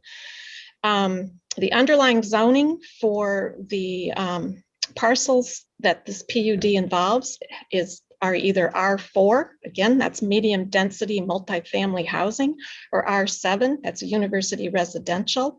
This is also in zone 1 of the corridor, which is designated for higher intensity development than zone 2, which is just south of there. And it basically, and the Lincoln-Busey corridor guidelines also say, quote, it can be of a larger scale than those proposed in zone 2. And then our zoning ordinance says that a PUD has to go beyond, if you're going to get a variance, you have to provide amenities. So I can also assure the public who it's been very frustrating to get some of the emails we've gotten over the past few days or listen to what people are saying, and over again hearing that the city doesn't listen to the community, the city doesn't value public input, or what we do doesn't reflect what the community wants. And I can assure you that it does. Just in my few years here as mayor, I have had the opportunity to see some proposals come floating past us that have never seen the light of day, because we knew that it didn't reflect what the community wanted. If something was too tall, too big, too massive, too dense, too many cars, too many people, they weren't entertained. They weren't even brought. They were discouraged, and because they would have too much of an impact on the neighborhood. So that's done out of respect for the neighborhood and what the neighborhood deserves and wants. A couple of the more recent projects that have been proposed for this particular block, you all saw it. One was called the Collective. That was presented in 2019. That had a setback of anywhere from 6 to 10 feet. If you want to talk about massive, that was massive. 5.5 stories, 333 bedrooms, 105 parking spaces. It had an FAR of over 4.0, and 0 of the 29 trees on the land would have been preserved. 0. And then it had some commercial or retail activity. So that one didn't make it. And there was another one, another PUD that was I guess a preliminary proposal that had setbacks of 15 to 20 feet. It was 3 stories. It was 104 bedrooms, 38 parking spaces, an FAR of 1.366, and it wanted to save 4 of the 29 trees. That one didn't make it. So you compare it to this current proposal, setbacks of 25 feet all around. The sidewalk is set back 19 feet from Lincoln Avenue. It varies from 2.5 to 3 stories tall, 70 bedrooms, which is about what you've got there now. I walked around the whole block yesterday, took pictures, etc., and looked at all the trees. There's a house there that has 14 bedrooms in it. It's in the R7 end of the block, 14 bedrooms in that house. Anyway, this is going to have 70 bedrooms, 44 parking spaces. So we're pulling cars off the street, which is a good thing in that particular block. It's got 4 EV parking spaces. It's wired to develop more if the demand increases, which is also a good thing. 76 bike parking spaces, FAR of 0.76. They're planning to preserve 24 of the 29 mature trees on the site. And I think people need to remember too, is if you talk about tree preservation, a lot of the big trees on that site are on private property. And somebody could come along and say, oh, just get rid of all these trees tomorrow, and we would have nothing to say about it. There'd be no public oversight at all. So this PUD does give some public control over the trees on the site. And the buildings, again, are going to be solar ready. They did increase the energy efficiency of the building over above what's there now. And they are accessible or adaptable for persons with disability. That's also very important. They're safer because they're sprinkled. For fire protections, I think it's a great idea not to have driveways on Lincoln Avenue. It's much safer to have the entrances off California Street. And they're going to do what they can to increase the permeable pavement on the interior of the project. So again, to say that we need to be factual here, has been pointed out. If you could talk about the mass of the building, you hate the design, you don't like the size of it, but to claim that people have violated the law and not followed the process and aren't giving anything as far as amenities for this project, it's just not true. And you know, you'll vote tonight. I agree the processes need to be changed. We're in the process of updating the comp plan. We need to rewrite the zoning ordinance. Frankly, that whoever put together the Lincoln Busey corridor, you know, they almost went parcel by parcel, and that's crazy. So we need to redo that as well. And obviously that will involve a great deal of community input, but we're dealing with the laws, the ordinance, the processes that we have now, and that's what you need to be voting on. So, Bill Colbert, this is your motion. Yeah, I want to make a motion to approve ordinance number 2020-12-070, an ordinance approving a preliminary development plan for plan unit development 602 South Lincoln Avenue, CCH Development LLC and CMH Development LLC, plan case 2411 PUD 20, and the companion ordinance number 2020-12-071, an ordinance approving a final development plan for a plan unit development 602 South Lincoln Avenue, CCH Development LLC and CMH Development LLC, plan case 2412 PUD 20. You want to incorporate that amendment regarding the permeable pavers? Yes. And that motion includes the amendment for the permeable pavers that the developers have agreed to do once they get involved in the project. Excuse me, I think there was also discussion about changing the stone shape and potentially also about some tree swaps, and I wanted to make sure those are reflected if that is the desire. So we can include, yes, the switch to stone, different stones that were offered, and was it trees, Lori? Yeah, I suppose there was some discussion about some people didn't think some of the trees should be saved. No, it was, I think Mary Alice wanted canopy trees instead of ornamental trees, but can you clarify, Mary Alice? That's correct. On the north side, there were some ornamental trees, and I just wanted to see if they could be swapped out for canopy trees. Okay, can we make that in consultation with the arborist, please, in case there's a reason? Thank you. So does that motion stand good enough? So it's the real original ordinance with the amendment on maximizing the permeable pavers on the site, switching And then to the stone shape. rectangular stone, and swapping out the ornamental trees for canopy trees if it is approved by the city arborist. Yes, that's my motion. Sharice, actually, we had a motion on the floor. Sharice, you had seconded. Would you accept those changes? Yes, I'll accept those changes. Okay, we have a motion and a second. Last chance for discussion. If there's anything more. Dennis.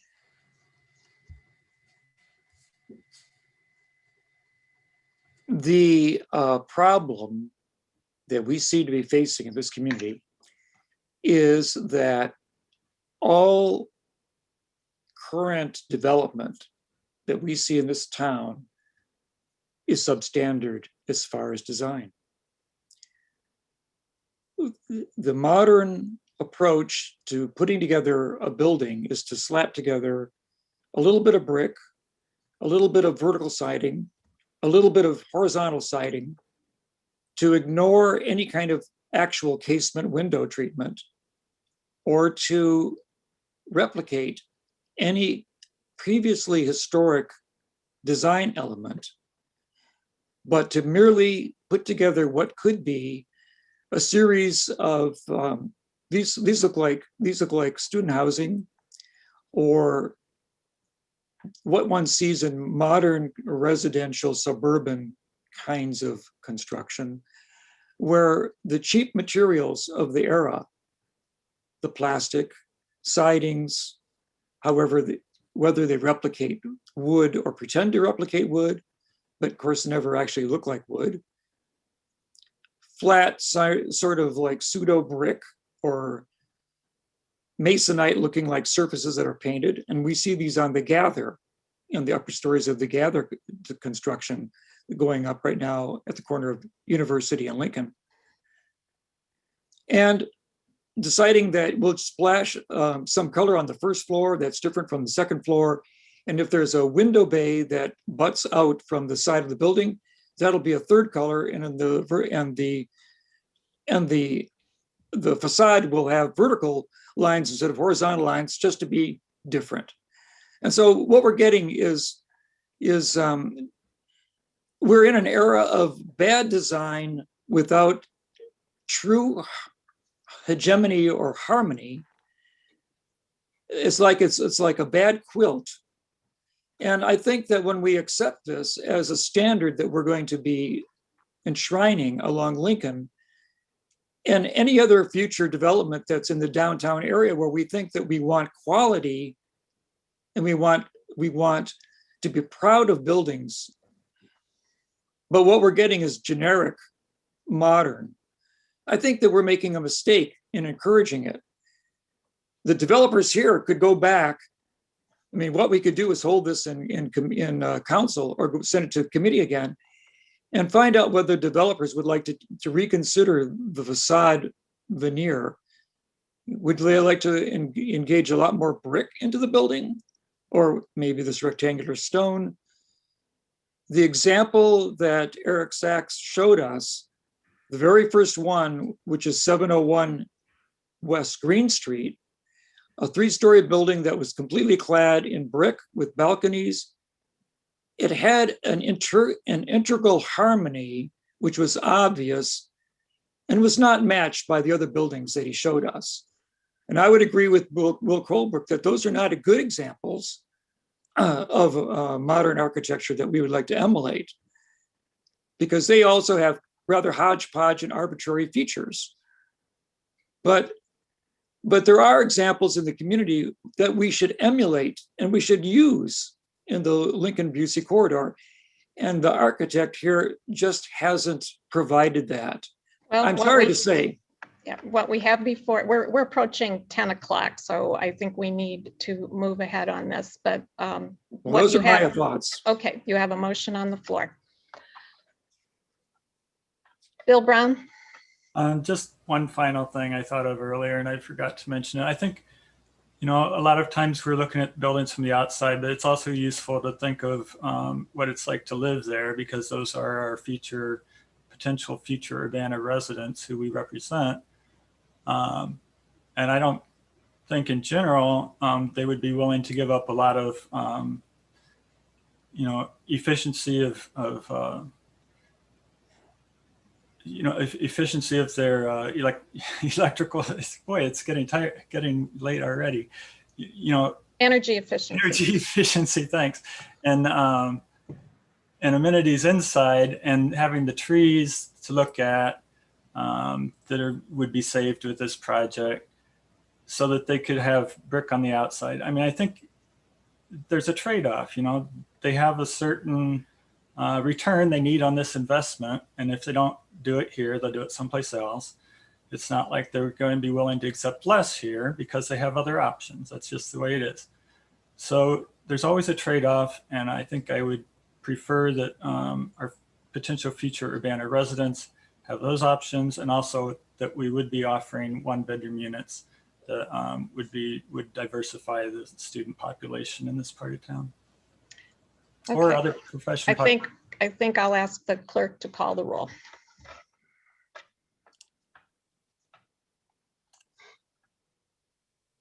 Miss Wu, No. Mr. Sachs, No.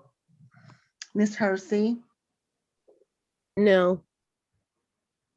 Mr. Brown, Yes. Mr. Roberts, No. Mr. Colebrook, Yes. Mr. Miller. No. That motion fails. Maybe they'll come back to us, but maybe they won't. But certainly style is important. as well as Okay, we're quality. moving on. Next up is ordinance number, I'm sorry, Bill, your last. Yeah. Ordinance number 2021-01-003, an ordinance amending Urbana City Code, Chapter 12, Human Rights Ordinance, applicability to the city of Urbana. I've got in my notes, this was recommended for approval with the amendments as discussed in the email that was sent to us by I believe, Carol Mitten. So on behalf of the committee, I move for approval. Is there a second? I'll second the motion. Carol, did you need to add anything? No, ma'am. Okay. Any discussion? Jared? I just want to say quickly, I'm glad to see the language added into that section. I think it will do much to help us have a more clear and transparent process. And I still want to, encourage the city to consider bringing forth a proposal for the public to consider about the separation of these types of accountability bodies from the city itself. I know it would be a whole new endeavor for a city of our size to be considering doing something like that, but I still think it's well worth the topic of bringing it forward. But I do appreciate these changes, and I hope they will allow for a public review process of how the city deals with those things. Thanks. Will the clerk please call the roll? Miss Wu, Yes. Mr. Sachs, Yes. Miss Hersey, Yes. Mr. Brown, Yes. Mr. Roberts, Yes. Mr. Colebrook, Yes. Mr. Miller. Yes. That motion passes. Thank you, Bill. Next up are reports from special committees. I don't believe we have one. Reports of officers. Okay, new business. Items under new business. Ordinance number 2021-03-008, an ordinance approving major variances, duplex at 213 West Illinois Street. Everyone. This is a request by Gary Apfelstadt for two major variances to allow a duplex at 213 West Illinois Street on a lot that is smaller than required by the zoning ordinance, with 2 parking spaces where 4 would normally be required. A third variance is requested to allow the applicant to rebuild his garage 4 feet from the property line in a required front yard. Staff received 2 letters of public input, both in favor of the variances, and they were included in your packet. And the Zoning Board of Appeals has recommended approval for all 3 variances. Staff concurs. This is a location map of the property. The lot is 50 feet wide, 5,775 square feet in area, which is 3.75% smaller and 16.67% more narrow than the minimum lot size requirements for a lot in the R2 zoning district. The existing garage encroaches into the required front yard along Cedar, 4 feet from the west property line, and has been on the property for over 100 years. It's deteriorating and needs to be replaced. This is a zoning map of the property and it's surrounded by R2 zoning. It's a corner lot which has 15-foot required yards on both Illinois and Cedar Street. The first two, oh, sorry, this is a future land use map. The first two requested major variances would allow the existing duplex to remain as is on a substandard lot with fewer parking spaces than required by the zoning ordinance.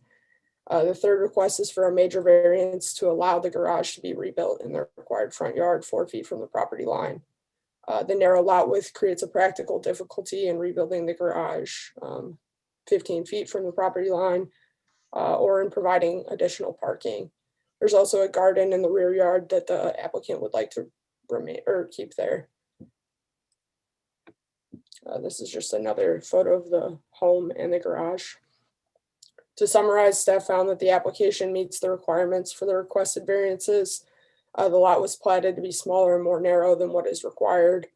The lot size and configuration create a practical difficulty. The on-site parking has been sufficient for the duplex residents and additional on-street parking is available for purchase if needed. The requested variances will not alter the size of the structure on the property in any way.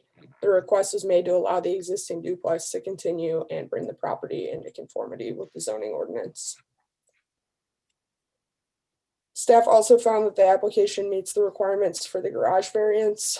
The lot size and configuration create a practical difficulty in locating the garage 15 feet from the property line. The existing garage has been on the property for over 100 years, where it has not caused issues for the property owner or adjacent properties. The variance represents generally the minimum deviation from the zoning ordinance. Actually, I think that was changed since the last report. The ZBA had a discussion about potential safety issues for the garage located 4 feet from the sidewalk. Engineering weighed in on the proposed location of the garage, and we had discussion about installing a mirror or a window, but it would not achieve the desired range of vision. And reorienting the garage off the alley would not be much safer as the drivers would have to, the turn radius off of the alley would be difficult as well. And there are pedestrians and bicyclists that would traverse the alley. And moving the garage further east would improve the range of vision, but it would result in the removal of the garden and significant paving of the rear yard. This is the garden in the backyard. And there are two separate ordinances for these cases. The city council has the following options for the lot size and parking requirement variances. Approve the ordinance with certain terms and conditions, or deny the ordinance. The same options apply to the garage variance, although it's a separate ordinance. And at the January 20th, 2021 meeting, the Zoning Board of Appeals voted with 5 ayes and 0 nays to approve the conditional use permit for a duplex at 213 West Illinois Street, and to approve the 2 related major variances. At the February 18th, 2021 meeting, the ZBA forwarded or voted with 4 ayes and 1 nay to approve the major variance to allow the garage to be rebuilt in a required front yard 4 feet from the property line. Staff concurs, and I can answer any questions you have for staff, and Gary is also here to answer any questions for the applicant. Any questions for Kat? Mary Alice? So I know that there's a rule that if your building is destroyed by fire or some other natural event, more than 50%, that you have to build, you have to rebuild it based on the zoning. Would this ordinance overwrite that? So in other words, if you know, heaven forbid that the building burnt down completely, would they be allowed to rebuild as a duplex based on this ordinance? So the conditional use permit would apply, I believe, for them to rebuild this structure as a duplex with that same conditional use permit. So the how long does the conditional use permit stay in effect? Is it in perpetuity? Yes, unless revoked by, I believe, the city. The idea there is that one wouldn't want to make an investment in a building if they didn't know they could have that use in perpetuity. So the difference is that it needs to stay in its current form. So they wouldn't be able to triple its size without getting it, an additional approval. So that is, yeah, basically this would lock it in unless they wanted to do something, beyond typical maintenance. So Okay. yes is the All right. answer. Thank you. Dennis. Is this discussion for the first variance, but not the second? All three are considered together, but there are two separate ordinances within that. Okay, so I want to ask about the discussion that was in the in the committee about the garage. It seems like it would be a good time, and I remember one of the commissioners said that this would be a good time to move the garage back to align with the setback of the street, because it's going to be completely rebuilt. And so there is room in the backyard to do that efficiently. And it seems like the objection for doing it is because there's a blueberry bush or a blackberry bush in the way. And I'm just trying to understand why a blackberry bush would prohibit the correction of a setback that's inappropriate in that district. So do we have the option of requiring that the setback be honored and used? Because the garden can obviously be reconfigured in that there is space to the north of the garage, which is now grass. And if the occupants value the garden, they can reconfigure the garden and still have a garden. So is that something that the city council can correct at this time? I'll take it, Kat. Yes, certainly council can deny the variance to have the garage be 4 feet from the property line. There might have been other things that were not mentioned, such as setting it back will result in more permeable, excuse me, it is late, isn't it, Bill? Impervious surface in order to build a longer driveway. So there are other things to think about that might also impact a decision why having it in its current location might be acceptable. But yes, you could deny the variance for that. Thank you. Eric? Just a comment on Dennis's comment there. So if we force them to push that garage back, then there's going to just be more driveway and less garden. And it's a really narrow lot, so they don't have much garden to begin with. So we'd pretty much be selling them, you can't have much of a garden.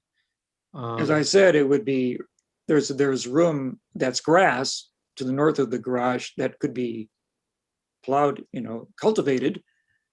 The fact that the garden runs one way today doesn't mean that it couldn't run a different way tomorrow. Well, it'd just be less garden because you'd have to have more driveway. Yeah. Okay, well, let's start with the first ordinance there, which is 2021-03008. Can we get a motion? Yeah, I'll make a motion to approve that ordinance. And I'll second.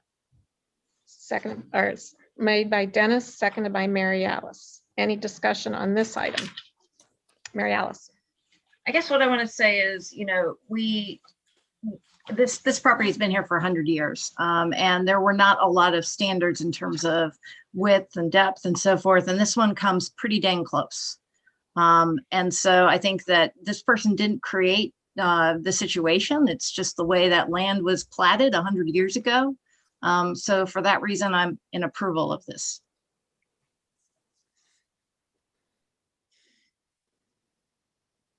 That's the story of much of West Urbana. Actually, it's a lot of narrow driveway, not a narrow lots there. All right. Any other comments germane to this particular item? Okay. Would the clerk please call the roll? Ms. Wu, Yes. Mr. Sachs, Yes. Ms. Hersey, Yes. Mr. Brown, Yes. Mr. Roberts, Yes. Mr. Colebrook, Yes. Mr. Miller. Yes. That motion passes. Next item is ordinance 2021-03-009, which is an ordinance approving a major variance, and that's the garage at 213 West Illinois Street. ZBA case number 2020 MAJ-09. Is there a motion? Motion Jared. to approve. Second, Second. moved by Jared, seconded by Sharice. Discussion. Mary Alice. Yeah, so I read through the ZBA notes in the discussion about this, and they had talked about changing the direction that the cars come out, you know, the doors going facing the alley. So I actually drove over there today. I walked around. I have not a big SUV, but a mini size SUV, and I drove into that alley, and there's absolutely no way that you can face those doors going to the alley. There's just not enough room there, and there's actually parking just on the other side. So if somebody was parked there, you would just be trapped. I think my biggest concern with keeping, and well, let me also say that the garage is in desperate need. It's like tilting. So I'm very happy to hear that they're trying to replace it. My biggest concern is really with pedestrian safety. So it is right there. That is a walkway for people who are going to Leal. So I was hoping that Bill might be able to weigh in a little bit as the chair of the bicycle pedestrian committee, because that really is my only concern with the garage being rebuilt at the same location. I think usually the main concern is if they have enough driveway to park in where they'd be hanging over the sidewalk. I don't think that's the case here, is there? Is it? No, they park in the garage. Yeah. So I don't think there'd be a major concern with the pedestrians. Okay. Dennis. Well, I think this is a real opportunity to correct what is an anomaly as far as the placement of the garage against the sidewalk. Maybe it was not a big deal in the old days when the garage was built, but I mean, if we're going to have setbacks and we're going to enforce them and we want to preserve the general alignment of the buildings and structures along a street, this is a great time to make that correction. And, you know, it doesn't have to be a driveway that's led up to the garage with cement. It could be gravel, crushed gravel. That would be just as adequate. I'm not sure crushed gravel is allowed these days. Yeah, not new. Cannot be installed new for driveways. Oh, that's interesting to know. Anyway, I think that I'm not sure that I think that a blackberry bush is a significant reason not to move the driveway to the appropriate place and to honor the setbacks in the community. When the garden can be reconfigured because there's a green grass between the house and the garage as it is, which certainly could be used for cultivation if they wish to. Well, there's a motion on the floor for approval. That's right. Will the clerk please call the roll?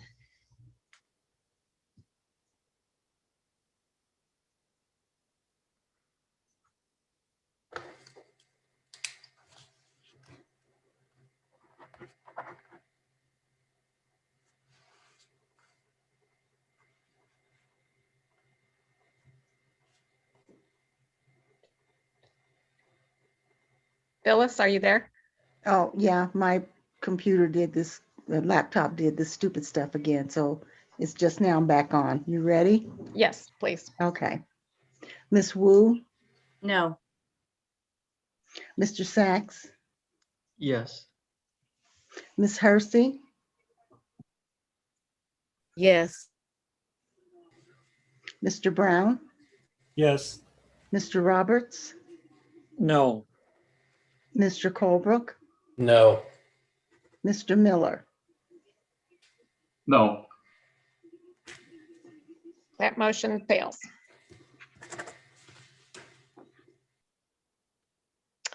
Next item is ordinance number 2021-03-010, an ordinance approving a major variance, 1006 South Wabash Avenue. ZBA case number 2021 MAJ01. More garage case for you guys. This is a request by Deborah Berthold for a major variance to allow a garage roof overhang to extend 6 inches into the required 18-inch setback from the south property line at 1006 South Wabash Avenue. The February 18th, 2021 meeting, the Zoning Board of Appeals voted unanimously to forward this case to City Council with a recommendation to approve. Staff concurs. This is a location map of the property. The existing garage roof encroaches 6 inches in the required 18-inch setback, 12 inches from the south property line, and has been on the property for over 50 years. The roof of the new garage would also encroach 6 inches in the required setback, and the garage wall will be 22 inches from the property line. The new garage will be rebuilt larger to include a workshop, which will be used to make stained glass and mosaics. This is a zoning map. The property is zoned R3 single and two family residential and surrounded by R3 zoning. This is a site photo of the home and the garage. The request is for a major variance to allow the garage to be rebuilt 12 inches from the side property line. The narrow lot width creates a practical difficulty in rebuilding the garage 18 inches from the property line, and there is a tree in the rear yard that prohibits the garage from being built further north and east. The house also prohibits the garage from being built further north. The garage would be rebuilt longer to include the workspace, but the width would remain the same. Per building code, the exterior wall of the new garage would be required to be 1 hour fire resistance rated. These are the two garages. And this is a site plan. To summarize, staff found that the application meets the requirements of the requested variance. The added workshop space will be used to make stained glass and mosaics, which do not generate noise or cause a nuisance to the adjacent property. And here's an aerial of the site plan as well. The City Council has the following options: approve the ordinance with certain terms and conditions, or deny the ordinance. And as I stated earlier, the ZBA voted with 5 ayes and 0 nays to forward this case to City Council with a recommendation to approve the request with the condition that the garage generally conforms to the site plan in Ordinance Attachment A. Staff concurs, and I can answer any questions for staff. Mary Alice. Well, were there any letters? Did you receive any letters from the neighbors, especially the neighbor that it would be it would be over? No. No letters of public input, although Deb has had significant conversations with her neighbor, who is also looking to do the same thing potentially in the future, rebuild her garage that close to the property line. And that one is 17 inches from the property line. So it's about 1 inch from that 18-inch requirement. Would you mind putting up the side-by-side with the little gate next to it?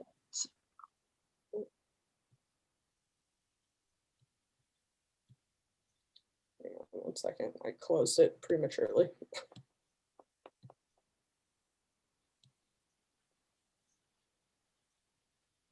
So the photo or the site plan, which one? The photo. So I was looking, down number 6. Yeah, so my question is the property line, who owns that little wood gate? That is an excellent question, and the applicant is online and could probably answer that better than I could. The wooden gate itself belongs to the neighbor, but the land between the garages is split. Okay, and so would rebuilding this garage or extending it, would that impact that little gate there? I'm just curious. We haven't even talked about that. Okay, all right, all right, okay, thank you.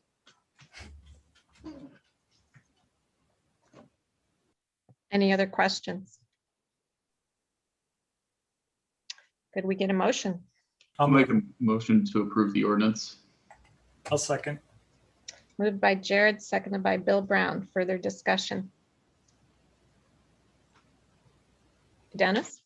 Yeah, I don't have a problem with this. It seems that not too much is being taken and more is being gained. I think that I was sort of surprised. I thought that actually looked like a pretty nice garage, good looking garage, and matched the house. So I sort of hope that I recommend that the future garage have similar qualities and not just become a metal can with a louver door in front. And good luck with the mosaic making in glass. I also have a kiln in my garage, which I haven't used in 15 years, but I appreciate that.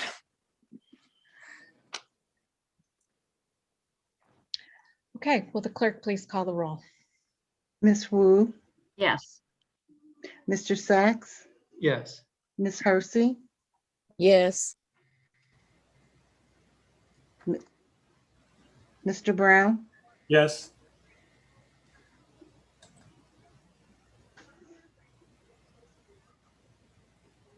Ms. Hersey, Mr. Brown. Yes. Yes. Okay. Mr. Roberts, Yes. Mr. Colebrook, Yes. Mr. Miller. Yes. That motion passes. Next up are mayoral, staff board, or commission appointments, and there are 4 tonight, and I believe the new deputy fire chief, police lieutenant, city attorney. Can you turn on your videos so we can see you? Great, wonderful. Okay, and I'll just go over the 4 for you. I'm very pleased to welcome our deputy fire chief, Mr. Damon Dade. And actually, as you remember, this is a brand new position in the city of Urbana, long overdue. So we're really thrilled to have Mr. Dade here. He's been in the fire service with the Quincy Fire Department for over 21 years, 11 years of experience as a company officer. In January of 2020, he was promoted to Deputy Chief of Administration, just in time for the pandemic to roll into town. In that role, he created the Quincy Fire Department's COVID-19 policies, formed a joint task force to address civil unrest response, and implemented the department's annual training schedule.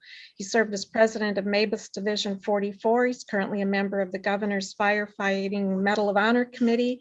He's also a field staff instructor for the Illinois Fire Service Institute at the University of Illinois. He holds an associate's degree in applied fire science from John Woods College. And I will say that the city council received copies of the vita for these 3 employees. Police lieutenant, my appointment for police lieutenant is James Corey Coker. Corey Coker has served as a police officer with the city of Urbana for almost 21 years, beginning in June of 2000. He worked as a patrol officer until November 2004, at which time he began his service as a detective and school resource officer. In 2006, he moved into the position of field training officer, where he trained recruit officers in policy, procedure, criminal, and traffic law. He was promoted to the rank of sergeant in March of 2012, which is the position he currently holds. He supervises the day shift, manages rosters, briefings, and trainings, assists in the preparation of the departmental budget. He serves as the crisis intervention team coordinator and conflict management instructor. In 2014, he received a life-saving award, and in 2017, he received the Heroism Award. He holds a Bachelor of Science degree in criminal justice from McMurray College, has served as an adjunct instructor in advanced verbal defense and influence at the U of I PTI, Police Training Institute, since 2015. And I will add to the public comment that you received tonight, we did get 5 letters of support for Sergeant Coker's promotion, including communication from the Central Illinois Mosque and Islamic Center, from the city of Champaign, Mayor Finan, from the Police Training Institute, and 2 members of the public, Molly and Randy Pankow, and Vic Anand, all in support of this appointment. I also would like to appoint David Wesner of Evans, Froelich, Beth, and Chamley as city attorney. I will point out that Mr. Wesner is not a city employee. We are contracting with him as an attorney from this firm for the time being. So he will not be a city employee.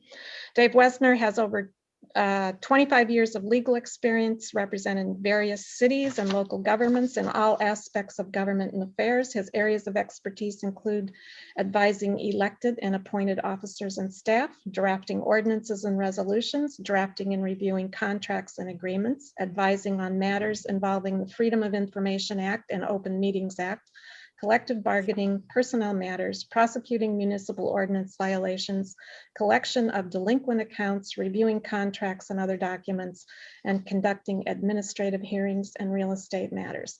Dave currently practices at Evans, is it Froelich or Froelich? It's Froelich. Froelich.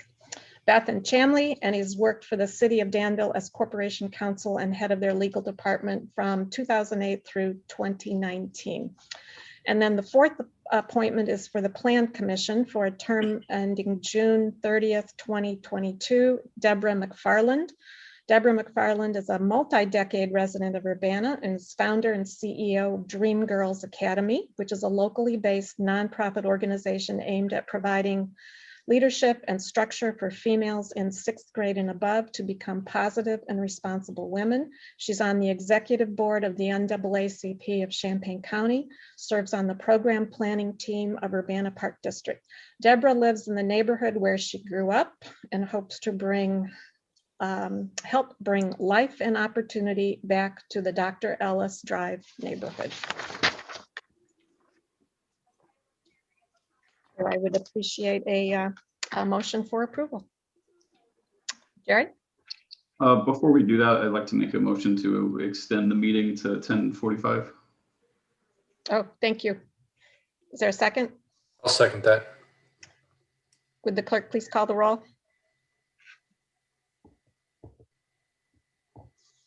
Ms. Wu, Yes. Mr. Sachs, Yes. Ms. Hersey, Yes. Mr. Brown, Yes. Mr. Roberts, Yes. Mr. Colebrook, Yes. Mr. Miller. Yes. That motion passes. Madam Chair, I have another motion, if I could be recognized. Jared? So we've, I've asked this numerous times and I'm gonna ask it again, though I don't know if anyone on council will support it, but I would like to make a motion to divide the question on these appointments, specifically to consider the deputy fire chief and the appointments to the plan commission to be considered separately from the city attorney appointment and the police lieutenant appointment, neither of which to be considered together, but to be considered separately themselves. That would be 3 separate votes rather than 1 on all 4 appointments. I believe that the varying differences between each one of these jobs deserve individual consideration and individual voting rather than voting on all of them at once. So if anyone's willing to second it and we could have a vote, I would greatly appreciate it. But if no one else feels that that's worthwhile, I understand. I'd like to second that. Dennis Roberts. Yes, question. Mary Alice? I just want to understand. So Jared, are you saying that deputy fire chief and the plan commission would be 1 vote, and then the police lieutenant would be 1 vote, and city attorney would be 1 vote?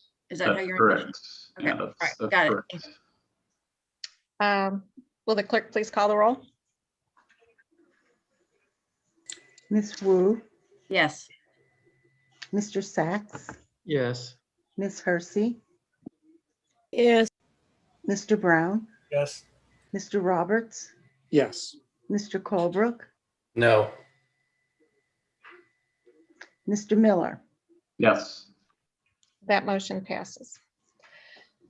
So per that motion, may we have a motion to approve the deputy fire chief and the plan commission appointees? Mary I'm Alice? happy to make that motion. I move that we approve the deputy fire chief, Denman Dade, and the plan commission for Deborah McFarland, term ending June 30th, 2022. I'll second it. Moved by Mary Alice, seconded by Bill Colebrook. Any discussion?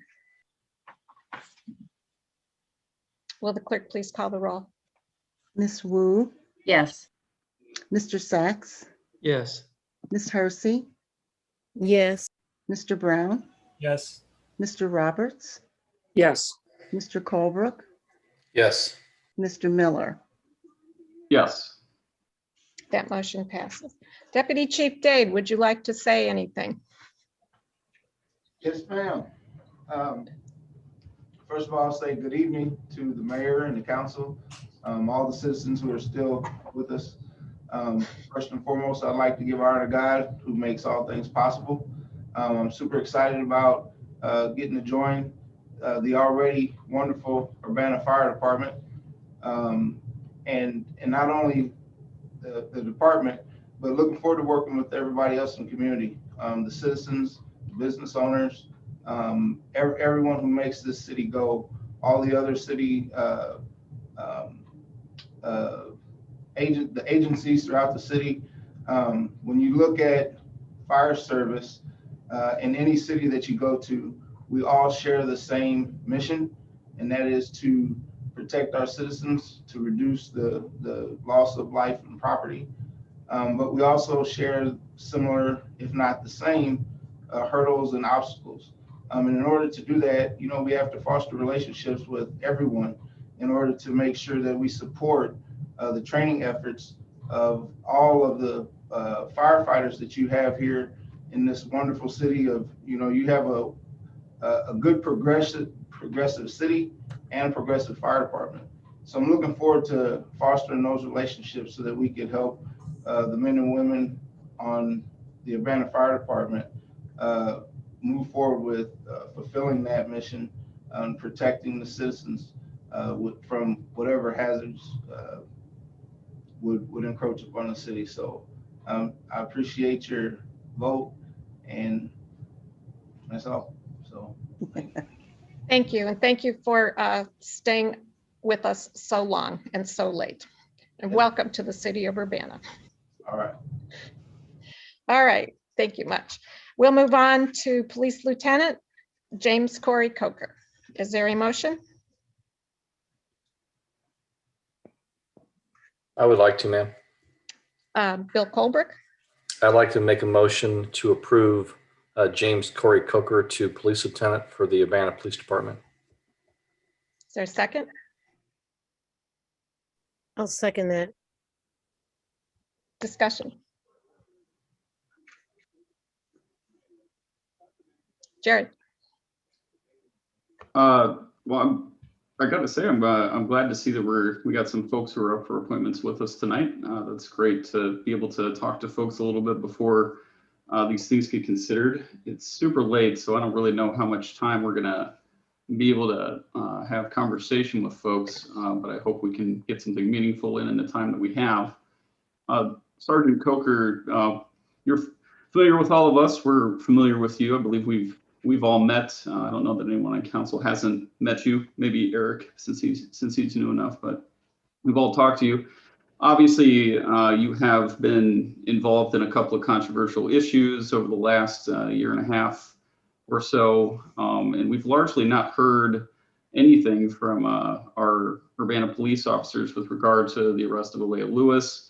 There was also recently the video with you making a joke about a bystander who came up and was wondering what you were doing, and that you were bothered by the fact that he asked you what you were doing, and so he was interested in what was happening on the public streets with Urbana police officers.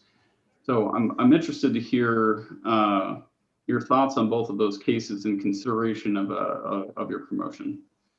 I will intercede here. The Alea Lewis case is still an ongoing criminal case, and we can't comment on that publicly. So for this appointment, you need to. You cannot. You choose not to comment on it. It's not a cannot. We do not comment on ongoing cases. That's not correct, Jared. Under what statute that says that you cannot comment? What law says that? We are public officials, and there's an ongoing criminal case, and in order for the defendant to get a fair trial among her peers, we will not comment on an active criminal case. That's not a law. So if you have questions regarding education, experience, 22 years with the Urbana Police Department, anything else, feel free to ask. But that particular case, no. Well, what about the other incident with the comments of the gentleman who was observing? I don't believe there's any criminal case ongoing with that one. Thank you for having me, Mr. Miller. In regards to that situation, I think as all officers are humans, we sometimes lament sometimes. I did see an individual who was walking by who was curious.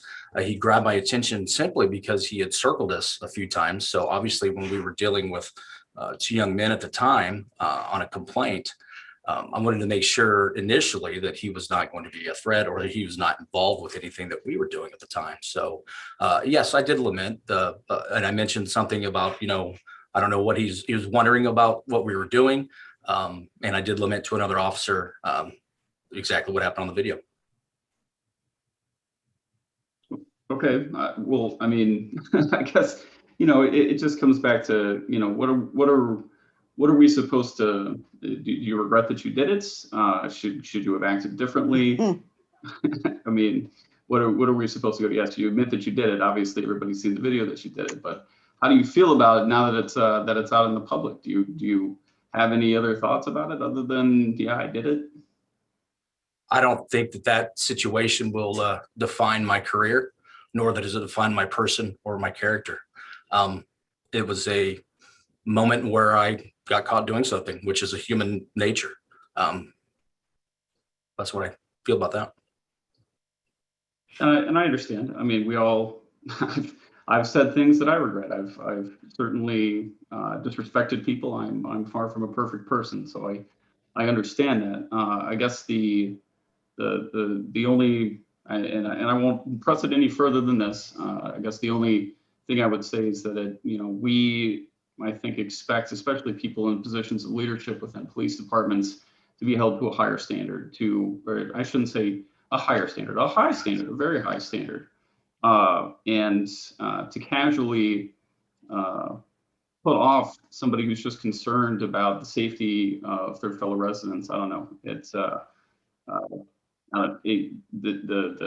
character flaw in it without expressing, I don't know, something that brings, I don't know, some semblance of remorse, or we need to be better than that. And I've learned from that. And I'm just curious if there's any inkling of that from that experience. Well, I definitely will do my best to improve from this point. Obviously, I know that this position carries a large weight, and I'm willing to take under my duties and take care of my officers, and also address any problems that the city may have or citizens may have in regards to police services or calls for service. But I hope to earn your trust back, Mr. Miller. Any other questions for Mr. Coker? Sergeant Coker. Okay, will the clerk please call the roll?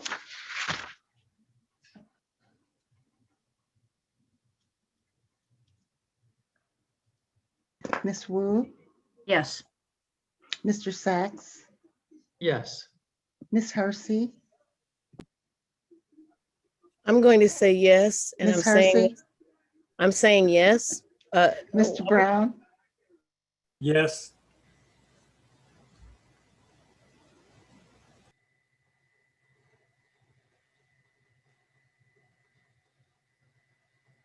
Mr. Roberts, I'm going to pass. Mr. Colebrook, Yes. Mr. Miller. No, not at this time. Okay, I'm going to go back because the thing froze and I didn't get a vote from Ms. Hersey, Mr. Brown. Ms. Hersey? Yes. And I also wanted to just add to my yes is that I don't think a person is defined by or should be defined necessarily by after 20 years of service. You know, their one mistake or their one, I know I've said things that I regret saying sometimes. And so I've been in that hot seat. And yes, I think that Officer Coker has shown that he's capable of being a lieutenant. Okay, Mr. Brown? Yes. Okay, thank you. So that's 5 yeses, 1 abstention, and 1 no. Is that correct? Yes. Okay. All right. And the last would be a motion for appointing David Westner for city attorney. I'll make a motion. I'll second. Was that, I didn't get the second. Me or Sharice, either one. Let's go with Sharice. How's that? Okay. Sorry, Bill. Mary Alice. So I wanted to know, this is the city attorney, which currently is Jim Simon, correct? I'm trying to figure out, we lost 2 attorneys, Kurt and Jim, and so this one only replaces 1. Is that right? And this would be a full-time position. Well, it's on an how would you describe it, Carol? As needed basis. As needed basis. As needed basis. And Dave's availability has been more than sufficient to meet our needs up to this point. So approximately, what is that? Is it like 25, 50, 75? What percentage of time is that usually? You mean relative to full-time? I'm sorry? Do you mean relative to full-time? Yes, sorry. I have to go back and look at I mean, I have to say, Dave is very efficient in the responses that he gives. So, you know, he's billing us by, you know, the portions of an hour. So I think we're getting, you know, considering that, you know, we're paying an outside attorney, we're getting very good value for our money. Dave is very efficient. So to equate it to like a full-time position is a little bit hard. I'm more than happy to report back to you what his billing has been for the past couple months, if that would help put it in context. Yeah, I mean, it's not going to change my vote, but I would be interested to know. Yeah. Okay. And then does the city have plans to open up a position, or are we going to kind of try this out and see how it goes? That's a question to you, Diane. This is the interim plan. This is the interim plan. Yeah. And we do need to have a city attorney named, which is why we're making this appointment. So, okay. All right. And I will say that it's not unusual for municipalities to use this model rather than having multiple in-house attorneys too. So. Okay. Dennis? Thank you. The only thing that I was curious about in this appointment was whether Mr. Wesner has represented Carl Foundation Hospital. I have not. That's lucky. Thank you. Okay, Jared. I don't know if 3 minutes is an appropriate amount of time because it's I only motioned until 10:45. I don't know how much Bill's got in his BPAC presentation or if he even wants to make it tonight, but I can either, you see checking its head now. Okay, well then I know what I would wish to do, just to extend the meeting by 5 more minutes to 10:50. I'll second. Will the clerk please call the roll? Ms. Wu? Yes. Mr. Sachs? Yes. Ms. Hersey? Yes. Mr. Brown? Yes. Mr. Roberts? Yes. Mr. Colebrook? Yes. Mr. Miller? Yes. Meeting is up, motion passes. We're extended to 10:50. Jared. Question for Mr. Wesner, if I may. Sure. Thanks for joining us. Thanks for sticking around so late to be a part of the meeting. I got a just a philosophical quickie for you, 5 minutes. Sure. To see what where your position is at. I spoke with our previous city attorney about this issue on numerous occasions, and I'm curious on what your stance is. We've had a lot of controversial issues surrounding how we handle FOIA, how we handle OMA, and how we handle the public disclosure, basically, of information that pertains to the city when there is a possible lawsuit in consideration, or the potential threat of one, even if there isn't a real one that has manifested as of yet. I'm curious as to what your thoughts are on, obviously there's in private practice, to me, there's a big difference between, if you're facing a potential lawsuit, with private entities, private individuals. I think the question is, that there is no question about how you go about forming a defense for those people. However, municipalities are public bodies and subject to, not necessarily different rules per se, but a different arena than a lot of others are. And you obviously have experience in Decatur, Danville. In Danville. So you have some knowledge of this. There have been numerous instances where I feel like the costs that the city has borne of choosing to take a position of silence, of refusal to admit wrongdoing in order to protect themselves during a potential lawsuit has often outweighed what probably could have been resolved if they had done so, because they ended up having a lawsuit against them anyway, when if an admittance of wrongdoing had been done and amends had made to be met, the issue might have been resolved and nothing would have come of that. If you're faced with a similar situation where someone has brought a lawsuit that has public knowledge and it's in the public arena, and there is a willingness of the charging party to accept, an apology of some sort, a public admittance of wrongdoing in exchange for dropping the lawsuit, where would you fall into how you would approach that situation? Yeah, certainly appreciate the question. I guess I'll ask for a clarification, because you obviously commented about FOIA at the beginning. And the way I kind of took the question, maybe twofold, is perhaps my philosophy about FOIA in and of itself, and then secondarily more so driven by the idea if there's an active lawsuit. Frankly, I think potentially the answer to the question is not necessarily driven by whether it's active, but also probably similar in nature to whether it's probably on its way, in terms of how the city is going to position itself with regard to those. Is that kind of accurate? Do you want me to address kind of FOIA in a sense first, or is it really your question more so toward just me kind of commenting about lawsuits against the city? I think both perspectives are good, but just we only have 4 minutes, so. I Understood, and I'll try and be brief, although sometimes it's difficult for attorneys like preachers to be brief, when you let them talk. FOIA, my perspective is it's all about compliance.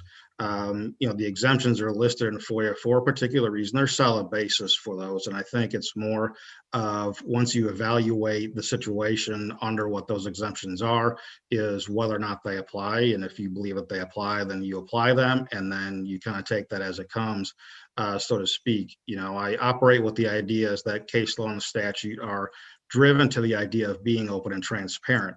But as I said, those exemptions are actually in there for a reason. There's solid reasons for them and for municipalities to use them, with respect to those situations. And so, again, people have differences of opinions about, how those really should be treated and whether or not you should exercise those or not. But, again, it's, I think, important to evaluate those given what the circumstances are, just to ensure, as obviously potentially the attorney for the city, is understand the dynamic of the idea of being open and transparent, but also you have to face that with the protection of the city itself as well, with regard to, what may come about from you taking a particular position or opinion. So that does kind of tail into your general question about lawsuits against the city. We've got about a minute and a half. Sure. Understand the perspective about, the concepts. My point is driven for protection of the city. And I get that there's a debate that will be ongoing all the time about whether you should really take that position or not. If an individual is willing to accept a public apology and drop the lawsuit, I get that. I would still be cautious, because if for some reason you do that and you make public comments and then they decide not to drop the lawsuit, those public comments are now going to come into play during that lawsuit. And now you've lost the ability to try and, offer the circumstances and situations that, your witnesses are going to testify in court. So I'm cautious of litigating in the public, if you will, just because my responsibility is to the city. And that's kind of first and foremost. Okay, we need, is someone willing to, we have a motion on the floor and a second. Can the clerk please call the roll? Ms. Wu, Yes. Mr. Sachs, Yes. Ms. Hersey, Yes. Mr. Brown, Yes. Mr. Roberts, Yes. Mr. Colebrook, Yes. Mr. Miller. Mr. Miller. Yes, I gotta be the stick in the mud and say no. No, sorry. Thanks, Dave, for the conversation on it. That motion passes. It's 10:50 p.m. with no, Bill, can we, Yeah, we can wait. okay. We'll move items 5 and 6 to either the next committee meeting or council meeting. And I think we also need to congratulate Mr. Wesner and Lieutenant Coker on their appointments as well before the end I of the think meeting. you're right. So welcome. Congratulations. Thank you for your service, and we look forward to continued work with you all. Thank you. Same Thank you here. all for staying up so late. With no further business before this council, this meeting is adjourned. Good night, everybody. Good night. Everybody.